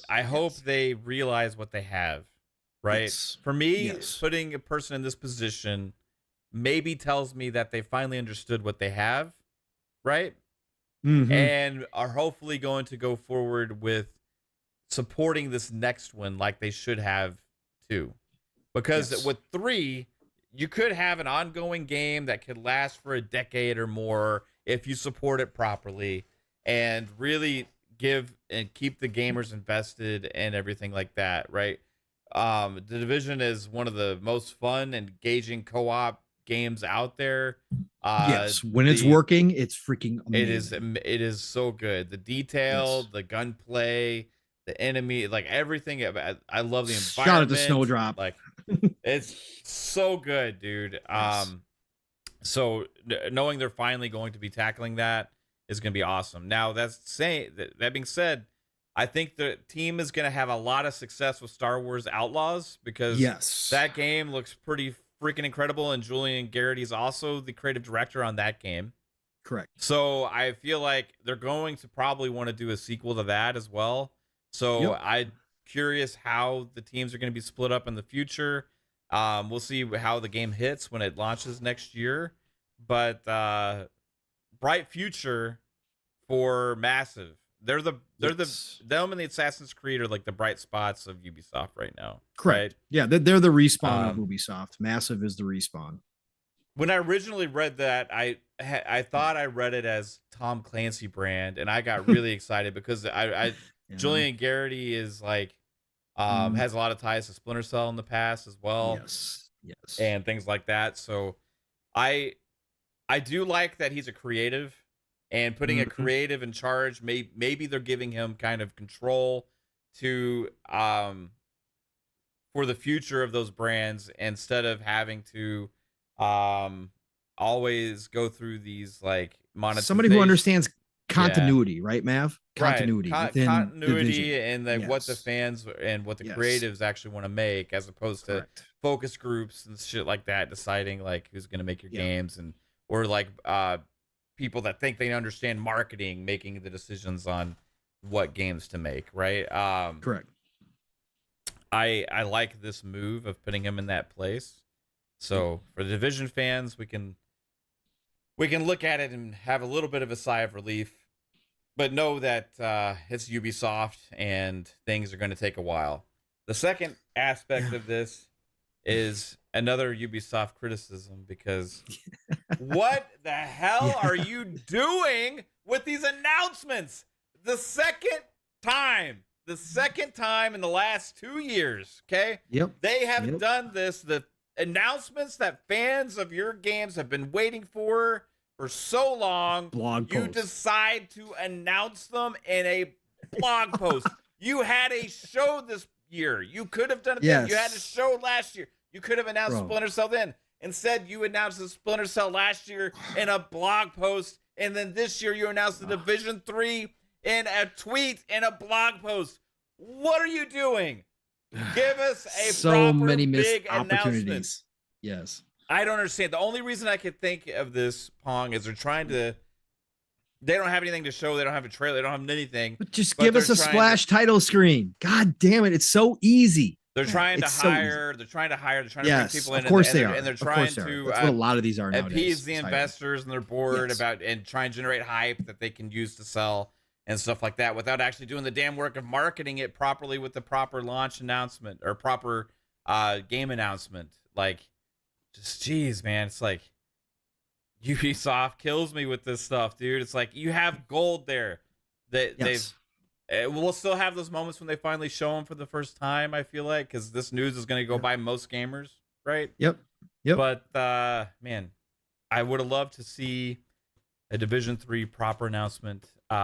And if you weren't ready for it, I would have loved them to wait until they were ready to give us a proper announcement. And then the same with Splinter Cell, right? I couldn't believe they did it that way, and I can't believe they're doing this way. But it is, and it's good news at the end of the day. But man, what a wasted opportunity to really drive hype and excitement, right? If that's what they're trying to do, and to create hype, it's like, well, it's a wasted opportunity to do even more. They could have done way more. They could have done so much more, man.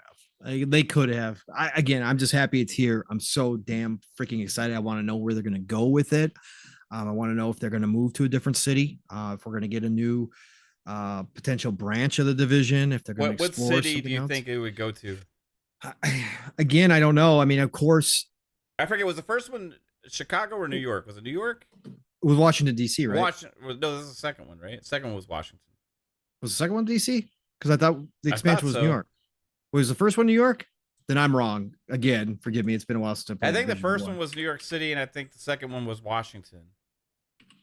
And then you go to New York from Washington. You go back to New York. Okay. If I'm right, I feel like I'm right. I could. Yes. It was said New York. The first one was in New York. Right. So you got New York. You got Washington D.C. Yeah. So, again, I want snow, so you got to stay somewhere warm. I know I saw some people say, "Oh, Vegas, blah blah blah," the typical places, and you could do Chicago as another major city that has changing of the seasons. Otherwise, you get into, if they're not going to do snow, if they're not going to give us that, then you go LA. Maybe you go worldwide this time, right? Maybe you bring it across the ocean. Maybe you go do a London, right?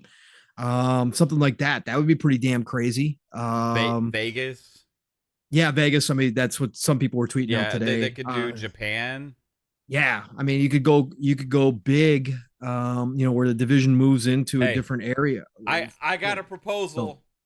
I got a proposal. Go. No games ever take place in Dallas. Let's go. I gotta say, Dallas has a beautiful skyline. It does. It's got a great skyline. You wouldn't really get the winter game you want, Pong, right? You wouldn't get the snow. That's what I'm saying. I want snow. I gotta have snow. But if you just erase that out of your mind, right? Dallas got a great skyline. Not enough games, or no games, I don't think, have ever taken place in Dallas. Yeah. So yeah, bring it to Dallas. Let's go. Yeah, if anybody else has got great ideas, put them in the chat too. Toronto, you could go up north. You could go Canada. Paris. That's Paris. Yep. Like I said, London would be great. Yeah, you could do Dubai, but you wouldn't get snow there either. No, fuck it. Bro, tell me you don't miss the snow in Division 2. That atmosphere. Yeah, I do. Yeah. Because if you've ever spent time, and I know, Mav, you're from the South, so you don't have the experience I do, but it can't, there, let me tell you, somebody and anybody in the chat who experiences winter and gets a lot of snow, there's something that's really special when you're getting a heavy snowfall, it deadens the sound of the world. And it becomes a super quiet place. Like, it's really crazy, but the Division 1 captured that feeling unbelievably well walking through the snowy streets of New York. Like, it was insane. Like, I get goosebumps just talking about, there's just something with snowfalls that really are just so damn cool. And that setting and everything going on around that storyline just really felt proper in a winter setting. Not to say that Division 2 didn't still have a ton of atmosphere. It did. They did a great job with it. And I liked really some big aspects of it. But like I said, how about the Division 3, Mav? How about we just have seasonal changes as you're going through? That would be fantastic. Yeah, it would be. Oh my God, that would be so damn cool to have that happen, because it would change the game up dramatically if they did it right. And obviously they've learned a ton. The Snowdrop engine can handle a lot, especially if they've been updating it, which we believe they have for current gen. Think about that. If we are on par with the timeline wise, they could be looking at that next gen at what the specs are going to be and really push it. Like, it could be phenomenal. Like, that's what I'm talking about. Yeah. I think it would be great. Dallas. Yeah. Dallas. True Serum. I'm in Iowa. Snow is coming soon. Yep. True Serum. I'm right north of you in Minnesota. So yep. That's what I'm saying. We do get all that. I just wanted some place that does change. Seattle, Lore Master, a lot of rain, a lot of dreariness. Sure. You could do Seattle. Redmond. Let's just go to Redmond. Let's just do it. Vegas. Yeah. Grasso says Vegas. Yeah, absolutely. It would be cool to be in Vegas just because the build, like the casinos, all of that is always damn cool, especially in fighting and going through. Can you imagine going through some of the big casinos floor by floor, Mav? Oh my God. Yeah, it'd be nuts. It would be nuts. You could go. What about Hawaii? Yeah, Toon Island. You could do that. A whole division island like there. Yeah, you could do that. Hong Kong. Let's go to Hong Kong. Hong Kong. There you go. Yeah. Let's do that, man. That'd be interesting.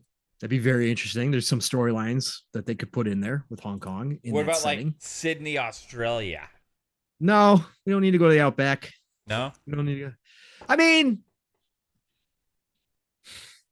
yeah, it's not used very often, right? No, go down under. Yeah, there's just so many awesome places in the world that are underutilized that could be utilized as settings for games.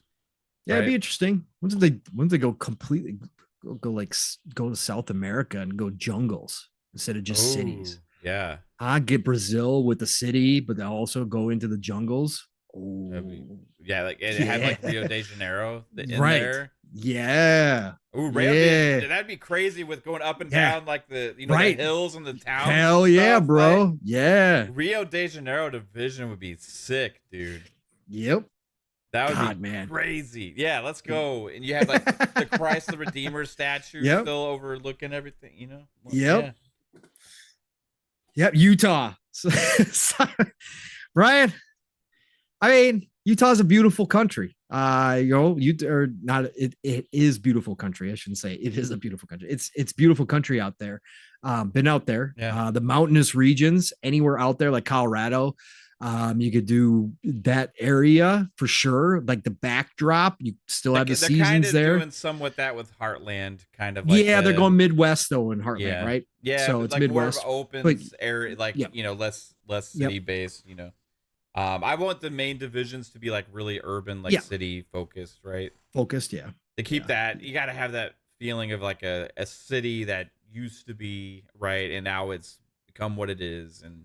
Rio would be cool, man. Like Montenegro, like you could go a lot of different places like that. I mean, hell, Rome would be kind of cool too. Rome would be sick. Yeah, that would be pretty damn cool. Yeah. I don't know. I'm just excited for Division 3, even though it's years away. I can't wait to see what they finally decide to do, and I hope that they do it right. Again, it's like you said, man, it's Ubisoft, so there's no guarantee. Again, even with him in charge. Mr. Garrity in charge, the monetization could be all effed up and they could really screw it all up. I hope not, because again, like I said, while we were replaying Division 2, how they had it set up in there was near perfect for me. When I look at a games as a service that is still going to be monetized, that's fine. We're in 2023. Let's be real here. Ubisoft is going to monetize it. They had that set up, had they kept supporting it properly, where I would have been willing to invest money in some of the cosmetics. I would have been willing to invest into Division 2, right? So if they can just do it from the start with Division 3, not screw it up, put the whole team behind it, really make something special, they've got their game, man. We said that time and time again. This formula would work for you guys as long as you're willing to support it. The problem was Ubisoft didn't like what they saw and they pulled support and crashed the game. And they made changes that killed off the community. If they've learned all their lessons, we could see potentially their biggest game come out in Division 3. Yeah. So, God, man, it's gonna be fun, man. Can't wait. Ubisoft's making games that getting exciting again, right? Besides Assassin's Creed. Besides Assassin's Creed, correct. Skull and Bones. A lot of people are liking Motorfest. Yeah, Motorfest is doing extremely well. We should give them props there for as much as we lambasted it and said, Jesus, talk about ripping off Horizon. Yeah. People actually playing it are saying, if you're going to rip off a game, do it this way, that it's that good, right? That it's fun. Not to say it's on the level of Horizon, but that it's got a place. And if you're looking for that type of racing, it does it very well.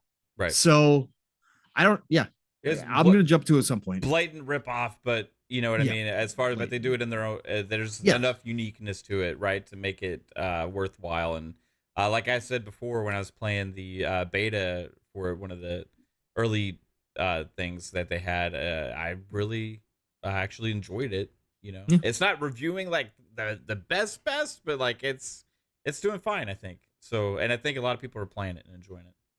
Yeah, they announced over 40 million total for the Crew franchise. 40 million players. That's surprising. Crazy.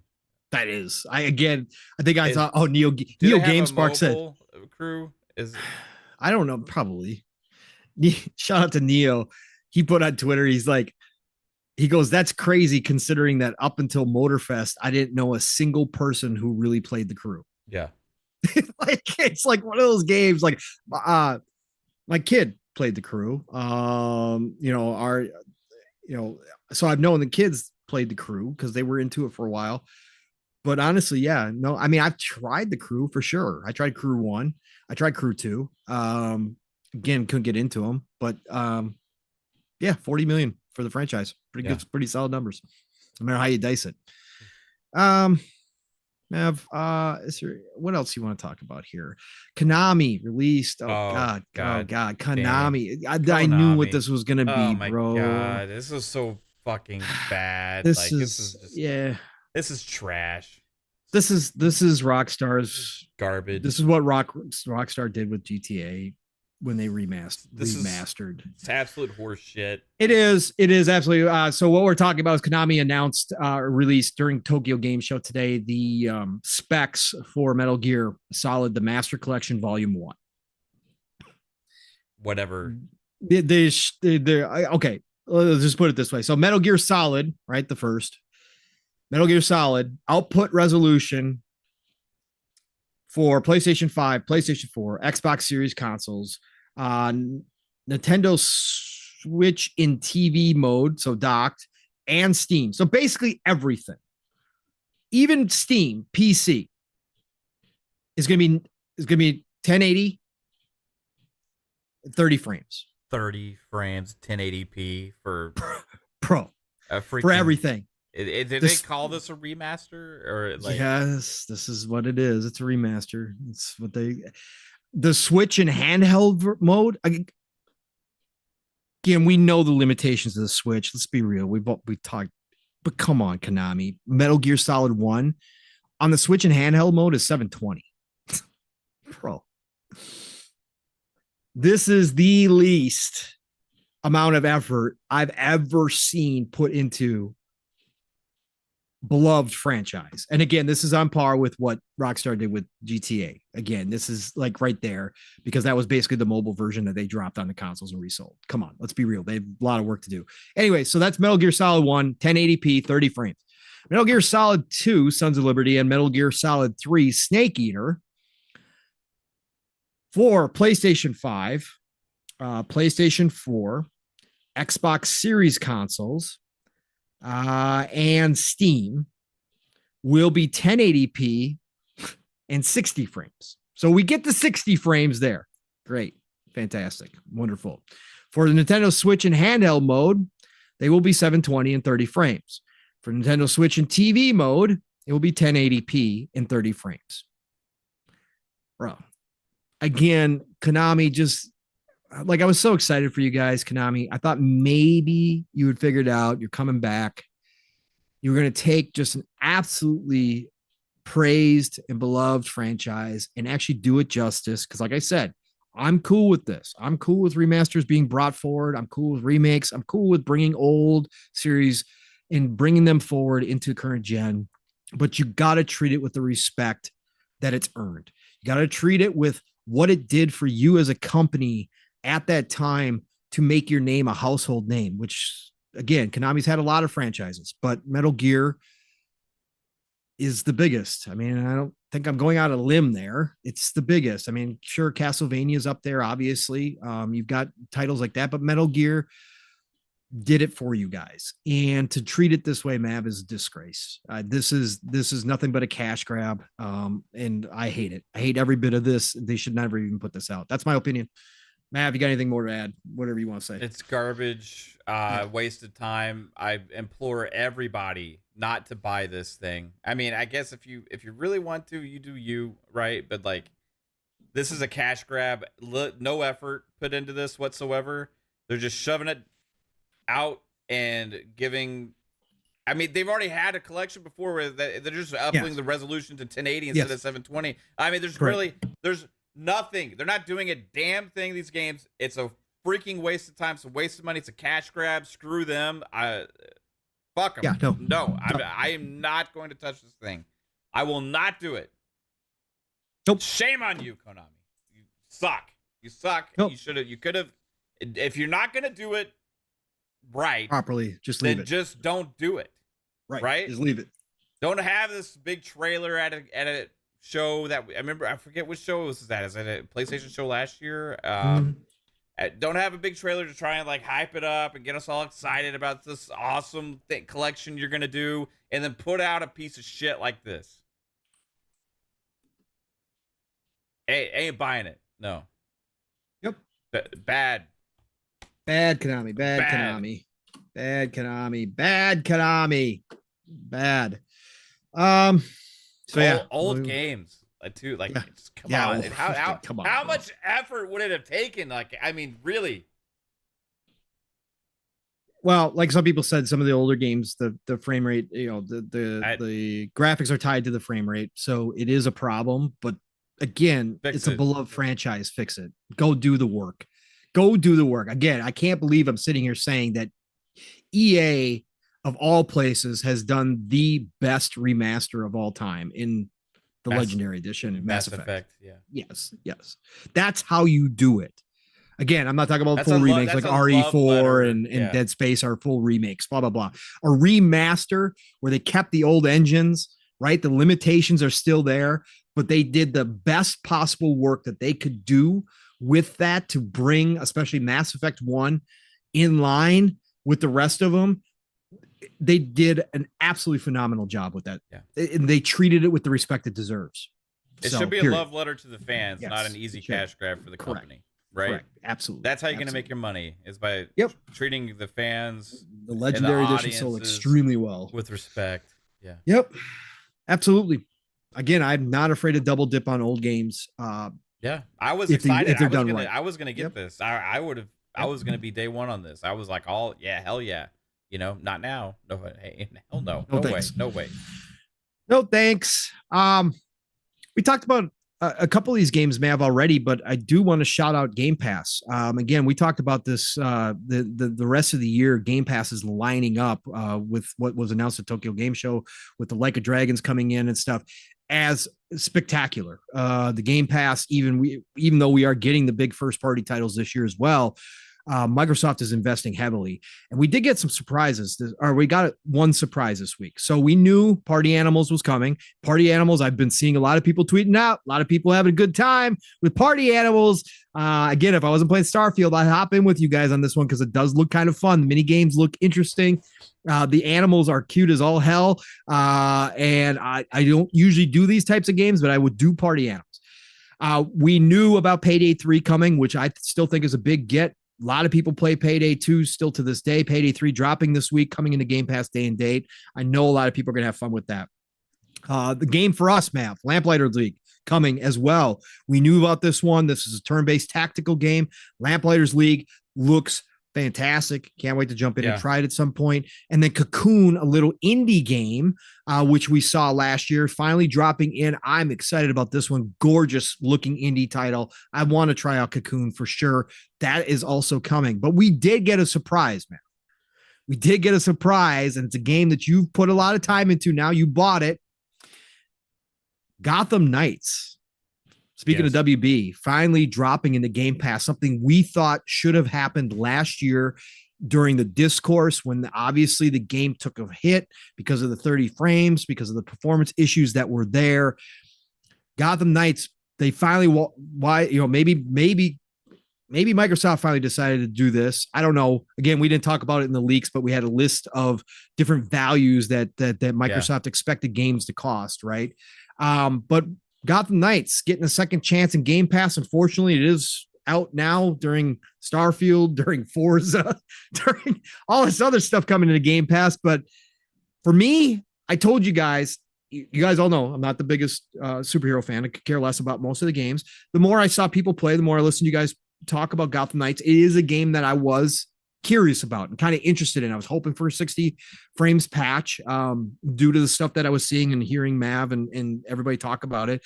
But this is coming to not only to Xbox consoles, it is also coming to PC Game Pass, and it is coming to cloud.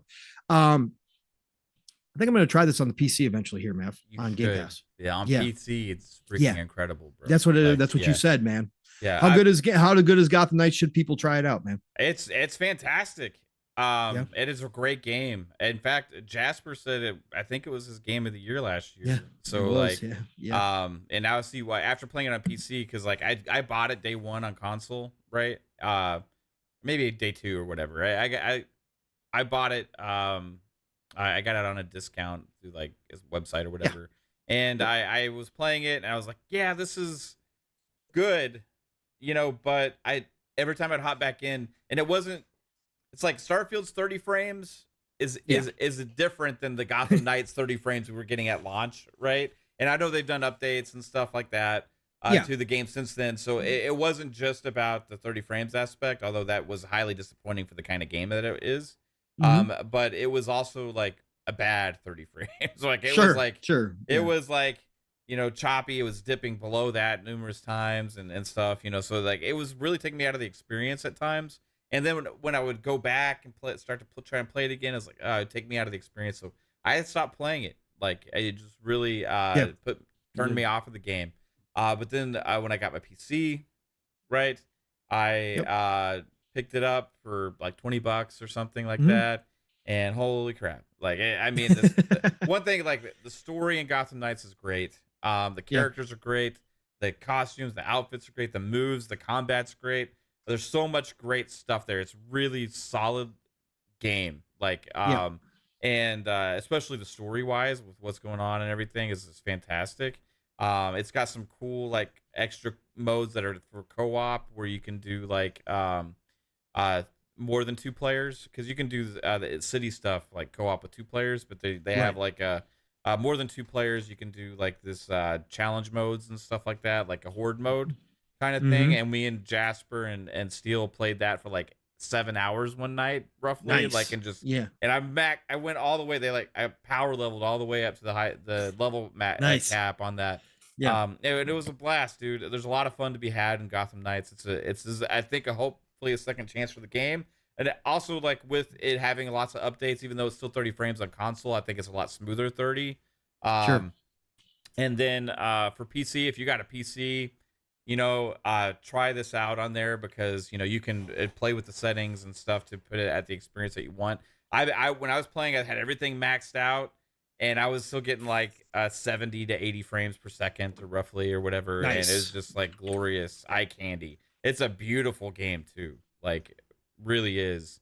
So yeah, check it out, everybody. Game Pass, it's a big get for the Game Pass. I think it's good for WB too. They have another like round of hopefully people trying this game, right? It is a little bit of bad timing, so yeah, it is. Is what it but is. I think people are getting away from it'll be time, and it'll be there for a while. I think they probably did a pretty big deal with WB for a time frame, since they're probably not doing much with the game. 3 months, I would say. Yeah, at least I would say maybe even a 6-month deal on this one. So excited to see it there. Like I said, I do want to hop into it at some point. I am going to try it out once it drops. Because I did have some interest in it. I liked the battle, the combat that they had that I saw. There was some of the, characters that did appeal to me. So I do want to check this out. So I was happy to see it drop in there for sure. So that was cool. Let's see, Mav. Let's see. What else should we talk about here? Let's talk about we talked about, well, we mentioned in passing because somebody brought up in the chat, but Phantom Liberty and 2.0 Cyberpunk coming out to rave reviews, Mav. I mean, we got to give CD Projekt Red their flowers. I've given them their flowers since day one, because my experience on my Series X with Cyberpunk was good. Again, I didn't have the massive issues that a lot of people did. I also criticized CD Projekt Red for how they handled the whole entire situation. I said from the get-go they should have dropped last gen a long time. They should never have released it. They should have just dropped that whole development cycle. And the game would have been better for it, and their reputation would be better for it. But we are seeing, and people forget because of how loved Witcher 3 is, that Witcher 3 had a similar beginning. It was a different time back then, but Witcher 3 did not get love when it first dropped. There was tons of problems with Witcher 3, and they released the DLC as a kind of a consolation for everybody. Like, we're really sorry. As they fixed The Witcher 3, they dropped DLC, which to many people is even better than the main game. Witcher 3 took on a new legend. And we are seeing that yet again with Cyberpunk. I'm sure CD Projekt Red doesn't want to do it this way all the time, but unfortunately their dev cycle seems to suggest that this is kind of their thing. They drop a game, super buggy. People have dissenting opinions on it. It gets flamed, and then they come back, and by the time it's all said and done, years later, people come back and play it and go, oh my God, this game is phenomenal. It seems like that's happening with Cyberpunk again. It's been slowly happening. Yeah. Edge Runners helped them out. They've done a lot of patching to the original Cyberpunk, which really helped the game out. Again, I've been screaming from the rooftops. It's one of my goats of all time from day one. But now with 2.0 changing the entire play style, they redone all the skill trees, redone all the AI for the cops, have redone all the combat to this game. I just saw people posting how you can now use your weapons on bikes, even katanas and stuff on your bikes. Awful Grimbones, shout out to Awful Grimbones. He tagged me in a post about it, showed a video of it. They've redone the entire game, Mav, and then they dropped what some people are saying. And I read some of the reviews today, Mav. Some people are saying, not everybody, but Phantom Liberty, which is sitting at about 90 on OpenCritic right now. Phantom Liberty is CD Projekt's best work yet, including The Witcher 3. I've seen some people say, this may beat out The Witcher 3 for my favorite all-time DLC, maybe my favorite all-time just CD Projekt Red story. Idris Elba knocks it out of the park supposedly in this, which no shock. Again, I watched the trailer probably 4 or 5 times. I think the last one that they did. Yeah, he did phenomenal. I am so excited to jump back into Cyberpunk, to jump back into Night City, to get into Phantom Liberty. Dogtown is the city that it's set in. I am so excited to restart a brand new experience from the scratch. It's going to be a whole new game, really, map. Like I'll know, like obviously the lore, I'll understand the city, I'll get all that stuff. But the way the game plays, it's going to be like a brand new game for me when I jump into this. I can't wait to see what they bring in because it's already a goat for me. I can't imagine like, oh my God, are we on the cusp of me saying like this is up there now with Starfield? Like, I don't know. Like, I'm happy, man. I'm excited here. What do you think? Yeah, I'm pumped. I've been saying that's the next thing I'm gonna get into, right? Like I feel like before Forza hits, and you know, what's the 26th, right? Is its official release date for Phantom Liberty 2.0 is out right now. 2.0 has already dropped, so you can jump in, start a new game. They suggest you start a new game, right? Obviously with all the changes, but yeah, it's available right now. The 2.0 is. Yeah, so I need to go ahead and get it. Go ahead and get started, but it's like it's still Starfield, right? But like it's I'm really itching to play it. That's the only thing that's kind of tugging at me away right now. So we'll see. I want to get it on PC. I already own it on Xbox, but I want to get it. I'm gonna double dip. And play it that way. I think they have. I've seen like bundle deals for like $60 or so for both. Yeah. So I might have to do something like that because that's. I don't know, but then I'm gonna want to have the Phantom. Man, cross buy is awesome. Why can't everything be cross buy? I know. I agree. It's like because I'm gonna want to end up getting the Phantom Liberty for the Xbox too, right? Like I know. Yeah. Anyway, I'm gonna have to commit to PC on this one. I think I'll double dip, but I'm gonna commit to PC. But it's gonna be down the road, so I'll probably get it on sale. So I probably won't cross save between Steam and Xbox? I believe. I don't think so. I was wondering that myself. Cyberpunk. Hold on. Cross 2077. Cross save. PC, Xbox. Let me see. I don't know how they would do it. Yeah, they say there is cross progression. At least there was with the old updates. Yeah, there was cross progression. They had some issues with it in the beginning, but it looks like it does work. But it's not available in the Xbox PC store, so it's only available. But it does. Steam, it does. So. Yeah, but it does. I guess with this new feature, log into your like account. Yeah, because you log into CD Projekt Red, right? So it must be there. So yes, there is an enable cross progression where you're able to go back and forth between the systems. So you need to use the QR code and all. I don't know how it works at 2.0. Maybe they changed it again in 2.0, but there was let's see. Yeah, PC save. Wait, hold on.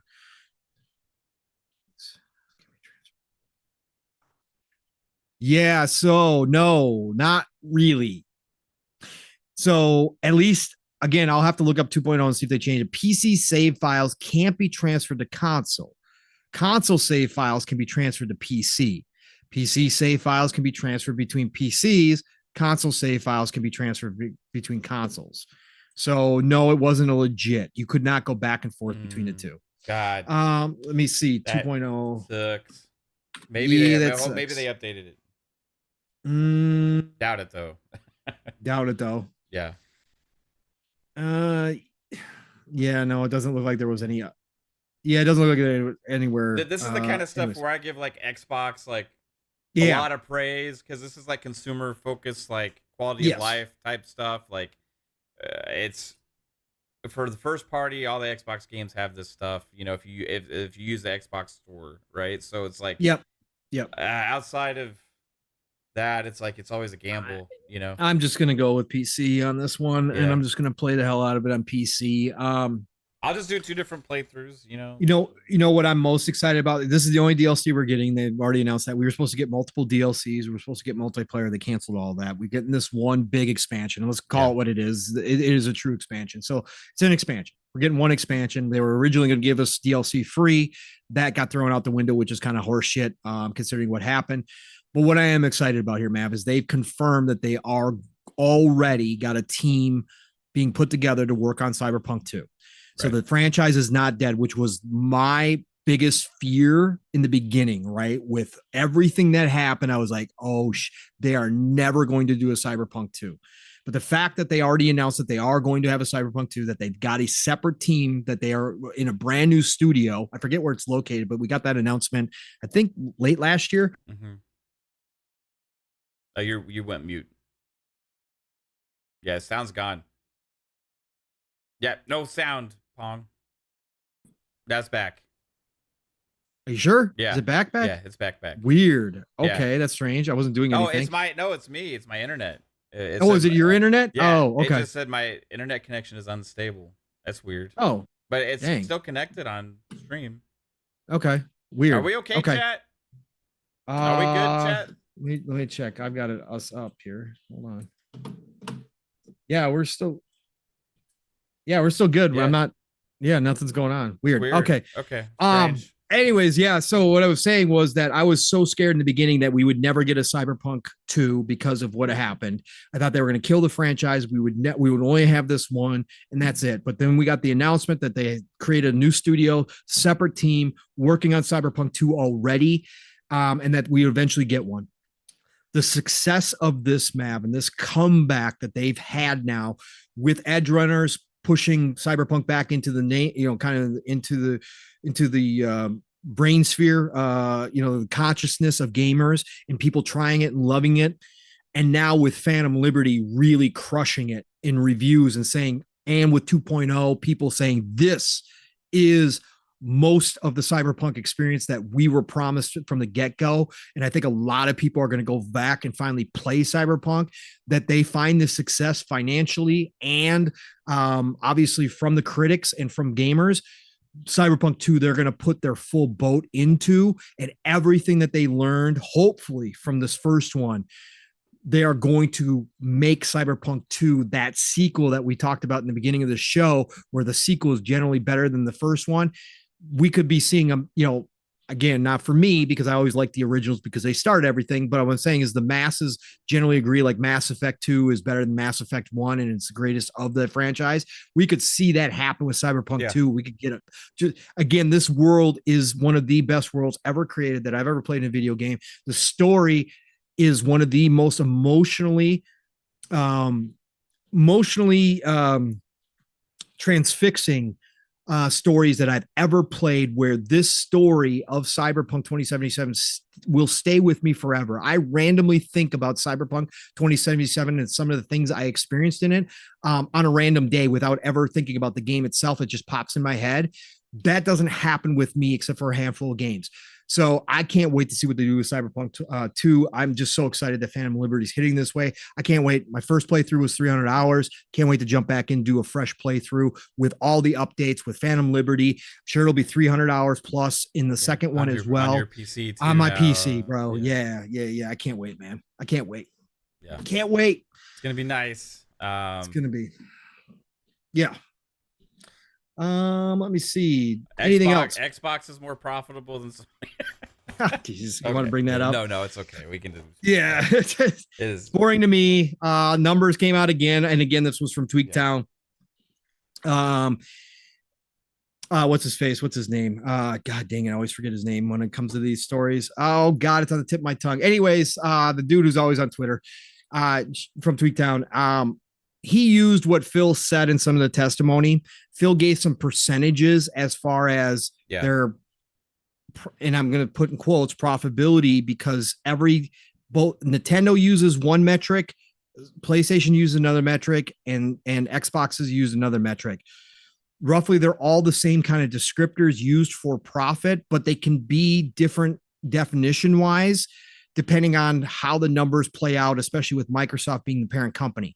But anyways, Phil, under oath, when talking about the profitability of the Xbox division, gave percentages for PlayStation, said single digits for PlayStation, and said that the Xbox division was running roughly at 12%.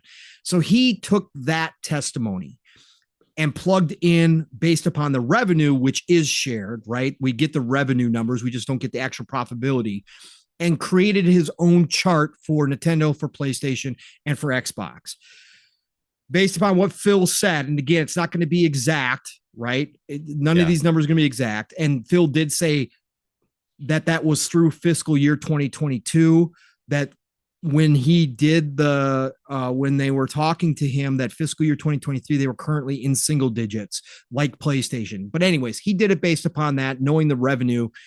I basically found out that if you do it that way, Xbox is at like 1.5 billion to PlayStation's 1.2 something billion, I believe it was. Like 1.4 or 1.4 billion or something like that. Yeah. And then Nintendo was like 2.8 billion or something. Right. Nintendo's got the most profit, but actually Xbox was in second place.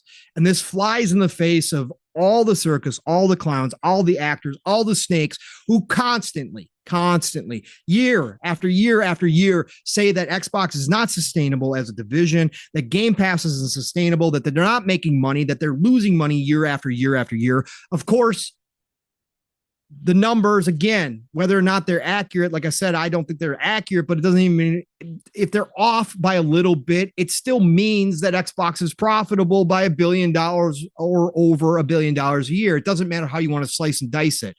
But of course, it doesn't matter. The narrative hasn't changed because they don't think the definition meets profit. They want to say, oh, not until we actually know what the exact profit is. We can't say that Xbox is making money. That stuff comes out in the financials, though. They actually like share some of that stuff, right? Like some of it's stuff, but they don't share exact profitability numbers with the public. They just don't. It's wrapped up underneath all of the division profits, right? So again, basically what it comes down to, Phil was under oath. He gave percentages. He said that their percentage was higher than PlayStation's as to what they're making. However you want to slice and dice it, Xbox is profitable as a division. They are making Microsoft money. They are not losing money. So that's basically where it stands. I know, Mav, you were excited because it does contradict this whole story that everybody's created. It's funny because that talking point was really strong at the time when that those numbers are from. Correct. Right? The talking point about is Xbox profitable? Is Xbox sustainable? Is Game Pass sustainable? Is Game Pass profitable? It was like, yeah, Xbox is profitable. Is like their financials showed that they're like actually had profit and that there was all this stuff, right? And it was like to come out and actually see that like potentially Xbox had, whether it was these numbers are accurate, which we don't know if they are, like potentially Xbox is more close. At least around the same ballpark of profit as PlayStation. Correct. Was spending a lot less money. Correct. And PlayStation has 2.5 times more supposed console players, right? So that's what goes to show. Like the revenue doesn't necessarily always mean the full story, because if you're selling a lot of hardware, also that's also very low profitability on the hardware side. You're making, if your games are extremely expensive. And remember, we talked about this when the PlayStation numbers were coming out.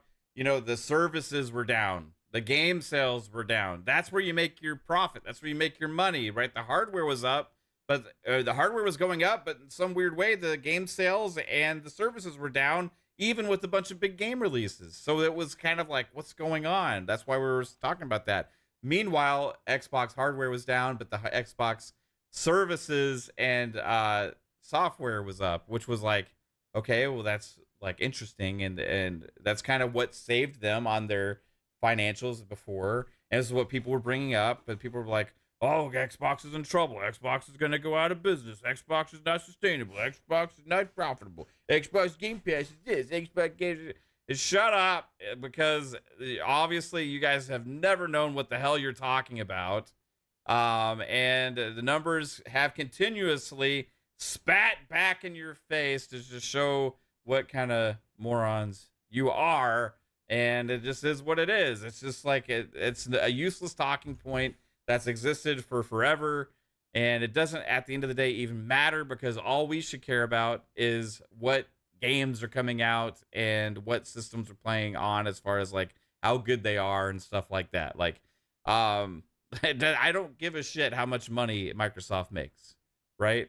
But if you keep using this stuff to try and downplay or stoke fear into people investing into an ecosystem, or to try and downplay the hardware, like it's a failure and all these other aspects, you constantly get clowned. And this is another one spat back in your face.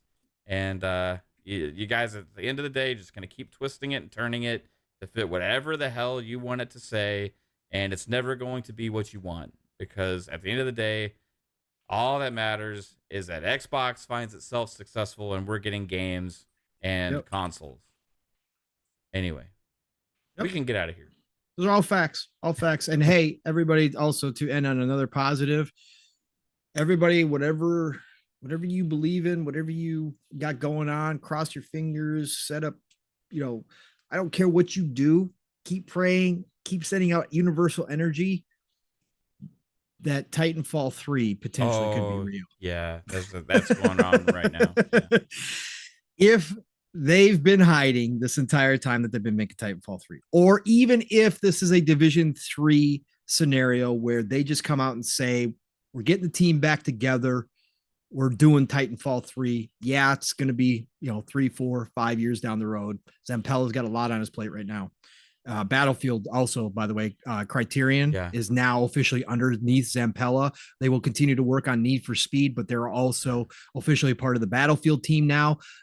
So they are working on the new Battlefield with Zampella and the rest of the teams over there. Criterion just got moved underneath him. Zampella is taking over EA, which is fantastic in my eyes. So that's fine. Can give him the whole thing. Let him be CEO. I don't care. But anyways, they updated, for anybody who hasn't been paying attention to that kind of news, Titanfall 2 got updated after years, out of the blue, no fanfare, updated the multiplayer, updated the maps, or the updated the servers, updated, actually brought a new game mode into it. And they've got another one that's like semi-listed in there, but it's got 3 question marks underneath it. It's kind of nobody knows what it is. Mm-hmm. Out of the blue, Titanfall 2 had been abandoned. Yeah. All of a sudden it gets updated massively. It had more players on Steam, concurrent players, than some of the new games had. Yeah. This last weekend. Titanfall 2 is freaking phenomenal. Titanfall 2 is one of my favorite all-time multiplayer games, and probably the best single player, one of the best single player experiences ever. If they are going to finally do a Titanfall 3, please, everybody, keep it in your thoughts. This next one will sell. Bro, can you imagine if they drop a Titanfall? Do you know what that would do? Oh my God, there'd be so many people, especially with Zampella leading the charge. If they announce it not in a blog post. Yes, if they announce it not in a blog post, right? Anyway. But yeah, everybody keep their fingers crossed, because Titanfall 3 is freaking amazing. We did miss a super chat earlier from Spartan661 with $2. Oh, Spartan661. Shout out to you. This was way back earlier in the show. I said, why is Jim Ryan in hiding after he signed the deal? Yeah, it's weird that during I did notice that actually during that state of play. Why? I don't know. Shout out to the woman who was there doing, I don't know who she was. I've never seen her before, never heard of her. Where was Jim Ryan's little speech, even pre-speech, just kind of saying, hey, welcome to PlayStation State of Play. Glad you could make it. We got a lot of great games to show you, and we're excited for the future of PlayStation. Why wasn't he there? It is strange that he has been out of the limelight ever since this ABK stuff really got going and the court stuff came out and all of his emails got dropped too, right? Kind of interesting that Jim hasn't been out here a little bit more saying stuff.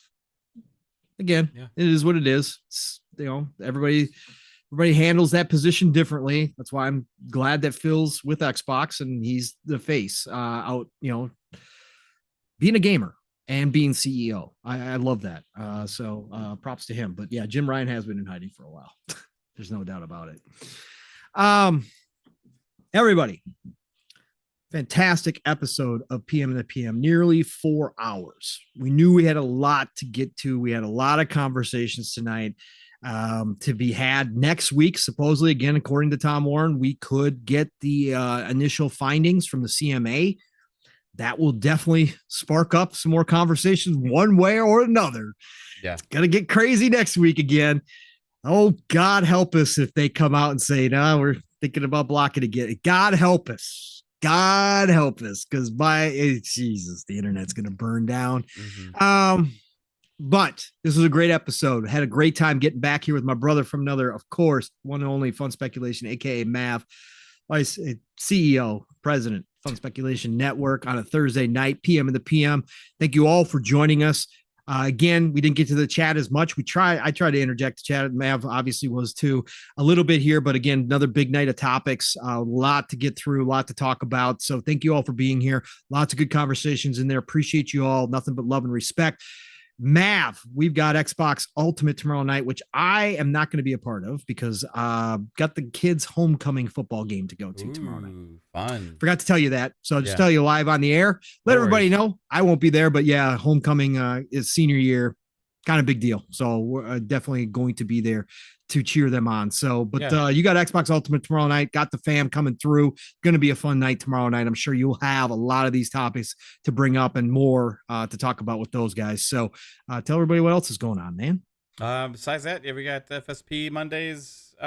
We got Fun Pop Tuesdays, Thursday back here on PM in the PM, and then Fridays Xbox Ultimate. We did hit another super chat from Lord Roughness. Ooh, Lord Roughness. Salute, brother. With the 5-pounder says, "Hi guys, no console war. Well, maybe a little bit. PlayStation can't be doing well. Most PS owners have hardly turned their console on all year." Yeah, that's a whole other discussion about first party. What do you mean? They're all playing Baldur's Gate 3. Yeah. What are you talking about, Lord Roughness? All thousands of them. What are you talking about, man? I appreciate it, Lord Roughness. Yeah, and guys, thank you for tuning into the show. Also, it's the audio listeners and stuff. You're going to be finding this on the main feed now for Fun Speculation.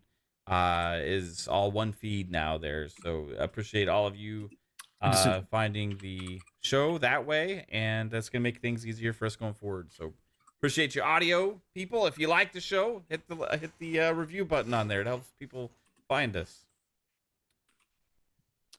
All right. And absolutely, everybody, you guys all know the drill.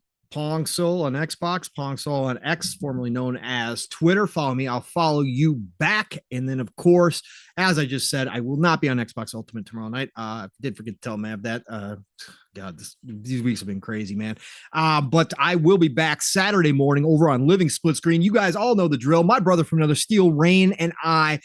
3+ hours. Buckle up. Get ready. We are going to have some interesting conversation Saturday morning because, again, Steel's impressions of Starfield, I believe, have changed a little bit over this past week. So I can't wait to talk to him about that and so much more because, again, leaks, TGS, all this new games being announced and coming out, and we're going to have a lot of fun on Saturday morning. So be there. Living Split Screen. Split Screen, it's all one word, 10 a.m. Eastern, 9 o'clock Central Time.